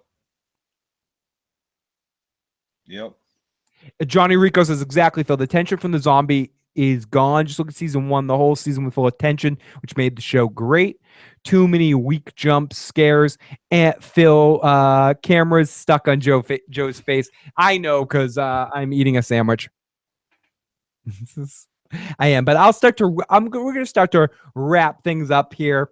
Eric White says, damn, Joe, not contemplating, just letting you know. Thank you so much. Cattigat says, also, the editing this season is annoying me. Like, what the fuck are these zooms? Rewatching The Walking Dead Bollywood. It's fucked up. So, all right, dude, you got to let me know when that happens. Now, I was like picking my nose and shit. That's okay. When you're talking, you're supposed to be on screen, man. Fuck you, dude. I was about to like piss off screen and shit. Like I was figuring out I could just mute the mic and I'd be okay to sit here and piss in a cup. Hey, I'm pissed off, even though I love having guests. I'm pissed off that you're not on the podcast enough. So I'm taking it out on you. I don't give a fuck. We need to do more podcasts together, not less. I was literally about to stand up and fill a cup in front of the camera with the mic on mute. Yeah, that finally we would have broken free and made it big, Joe. I was gonna trucker bomb this fucking shit, dude. You would have finally broken World of Warcraft days. I'm in the middle of a fucking mission that's too instance. Mom, make me pizza rolls. Where are my pizza rolls, Mom? Your retired nurse is bringing us the pizza rolls and giving us the pot of pasta and all that sort of shit. Joe ate a burger. Phil's still up. Just got back. Oh, Mike just got back from the Justice League. I saw the Justice League recently as well. Sandwiches. Yeah, lots of sandwiches. So everybody, thank you so much for tuning in this week. Next week, I'll be back with The Walking David to talk about the Walking Dead episode. Joe and I will be back this Wednesday night at around 10:30 p.m. to talk about this week's Vikings episode. And I will also be back with the Walking David at some point this week, hopefully, maybe next week. It depends, to talk about Curb Your Enthusiasm season 9. And so there'll be lots of stuff coming. Joe and I also have to get together eventually and do some Netflix catch up. Yeah, we do. Over the holidays at some point. And coming up soon as well on Thursday or Sunday after The Walking Dead ends, I'll be on with Matt, Craig, and Alan to talk about some favorite guitar players. Fuck that. Do another trivia. More trivia? You think and more tell Matt to keep his hand on the button rather than like up here while the twins were like cheating down here. It's all fucked up. And also, I will be going to see Star Wars The Last Jedi on opening night, and then I will be coming back to immediately do a non-spoiler review right afterwards, and then do a spoiler review with Joe and Matt and hopefully a couple of other people. I think the Bloody Talker will also be joining us as well for that spoiler review. So look out for our Star Wars Last Jedi coverage coming up soon too. So it's going to be awesome. I promised Matt I would be there for the next movies. You have to. You let Matt down last time. You really did. Yeah, you horrible person. But everyone, thank you so much for tuning in tonight. You guys have been awesome as always in the live motherfucking chat. We got Casper. Haven't watched the episode since I'm in the UK. It doesn't air until tomorrow night, but I just want to wish you guys. Wish I had a fresh rant for you, Casper. Sorry. Casper, love you, Casper. You have to rewind and rewatch. We have to thank everyone that's joining us in the live chat right now. Tari Dad, Big Kev, Broke Black Man, Igor, Eric White, Felicia, Iron Throne, Johnny Rico, Casper, Cattigat, Mike, Santovia Major, and all the other people that are joining us live and not in the chat, but just happen to be watching us live right now. We can redo Masterpiece Theater for Atari Dad. Review that. There's a lot of shit. Beer.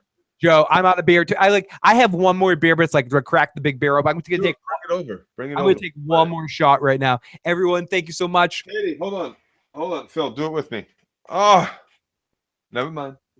No, you should do it anyways. Nope, it's too late. It's too late. You're behind on shots anyway. I know, I really am. And also, Joe and I will try to be on Friday afternoon around 2 or something like that to talk about. So Wednesday night Vikings, Friday afternoon Orville, and yeah. Word. You down for that Friday afternoon Orville? Either that or after the show. Thursday night. Do you work Thursday? I don't think so. I'm drunk, so I work tomorrow night, and I'll tell you tomorrow or Tuesday morning. And I also want to announce that once winter starts, which is coming soon, we'll get back to Game of Thrones coverage. We're going to do our first character recap, where we recap all the history of a character. Hopefully, Joe will be able to join me for those. And we're going to be the first one on our list is none other than Cersei. So our first one. I will not be there for that one.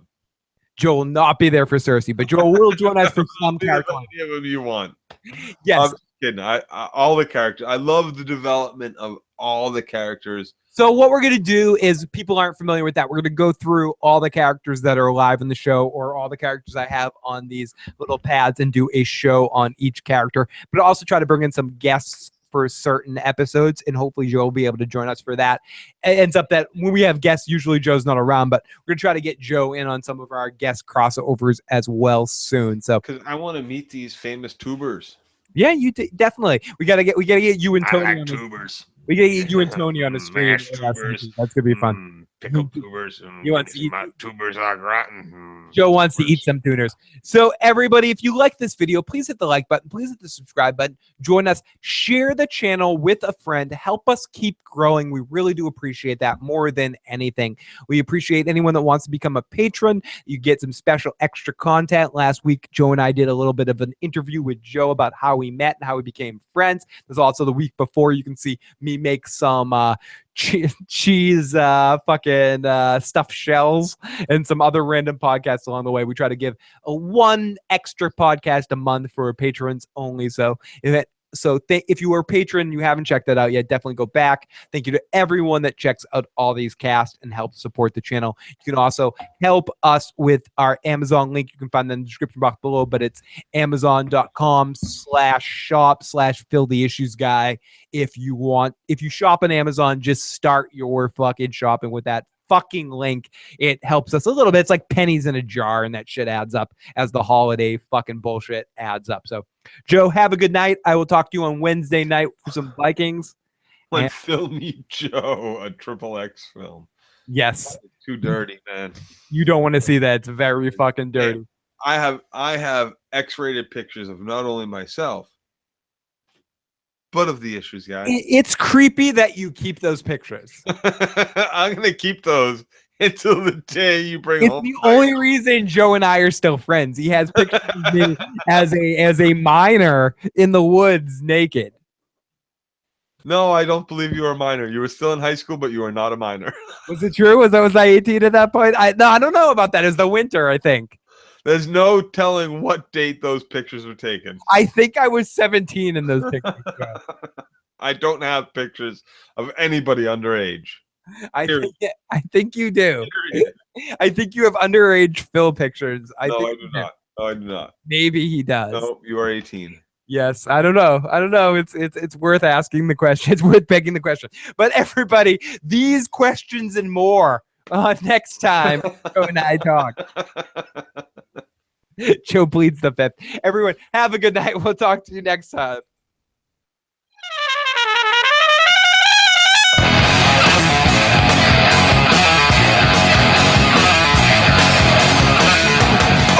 Lost, Martin brought to the post edge back of the top. See you there when the bruise is clear. I'm clearly better with them drops. Or to rare, man, y'all sick of the bomb like an old man mother. Wants to hurry to get away. Say I'll flip you when you let go again. Off the words cover, me to side, don't bless each other. Get a lot of things in SIC. Don't want to let two what it's me.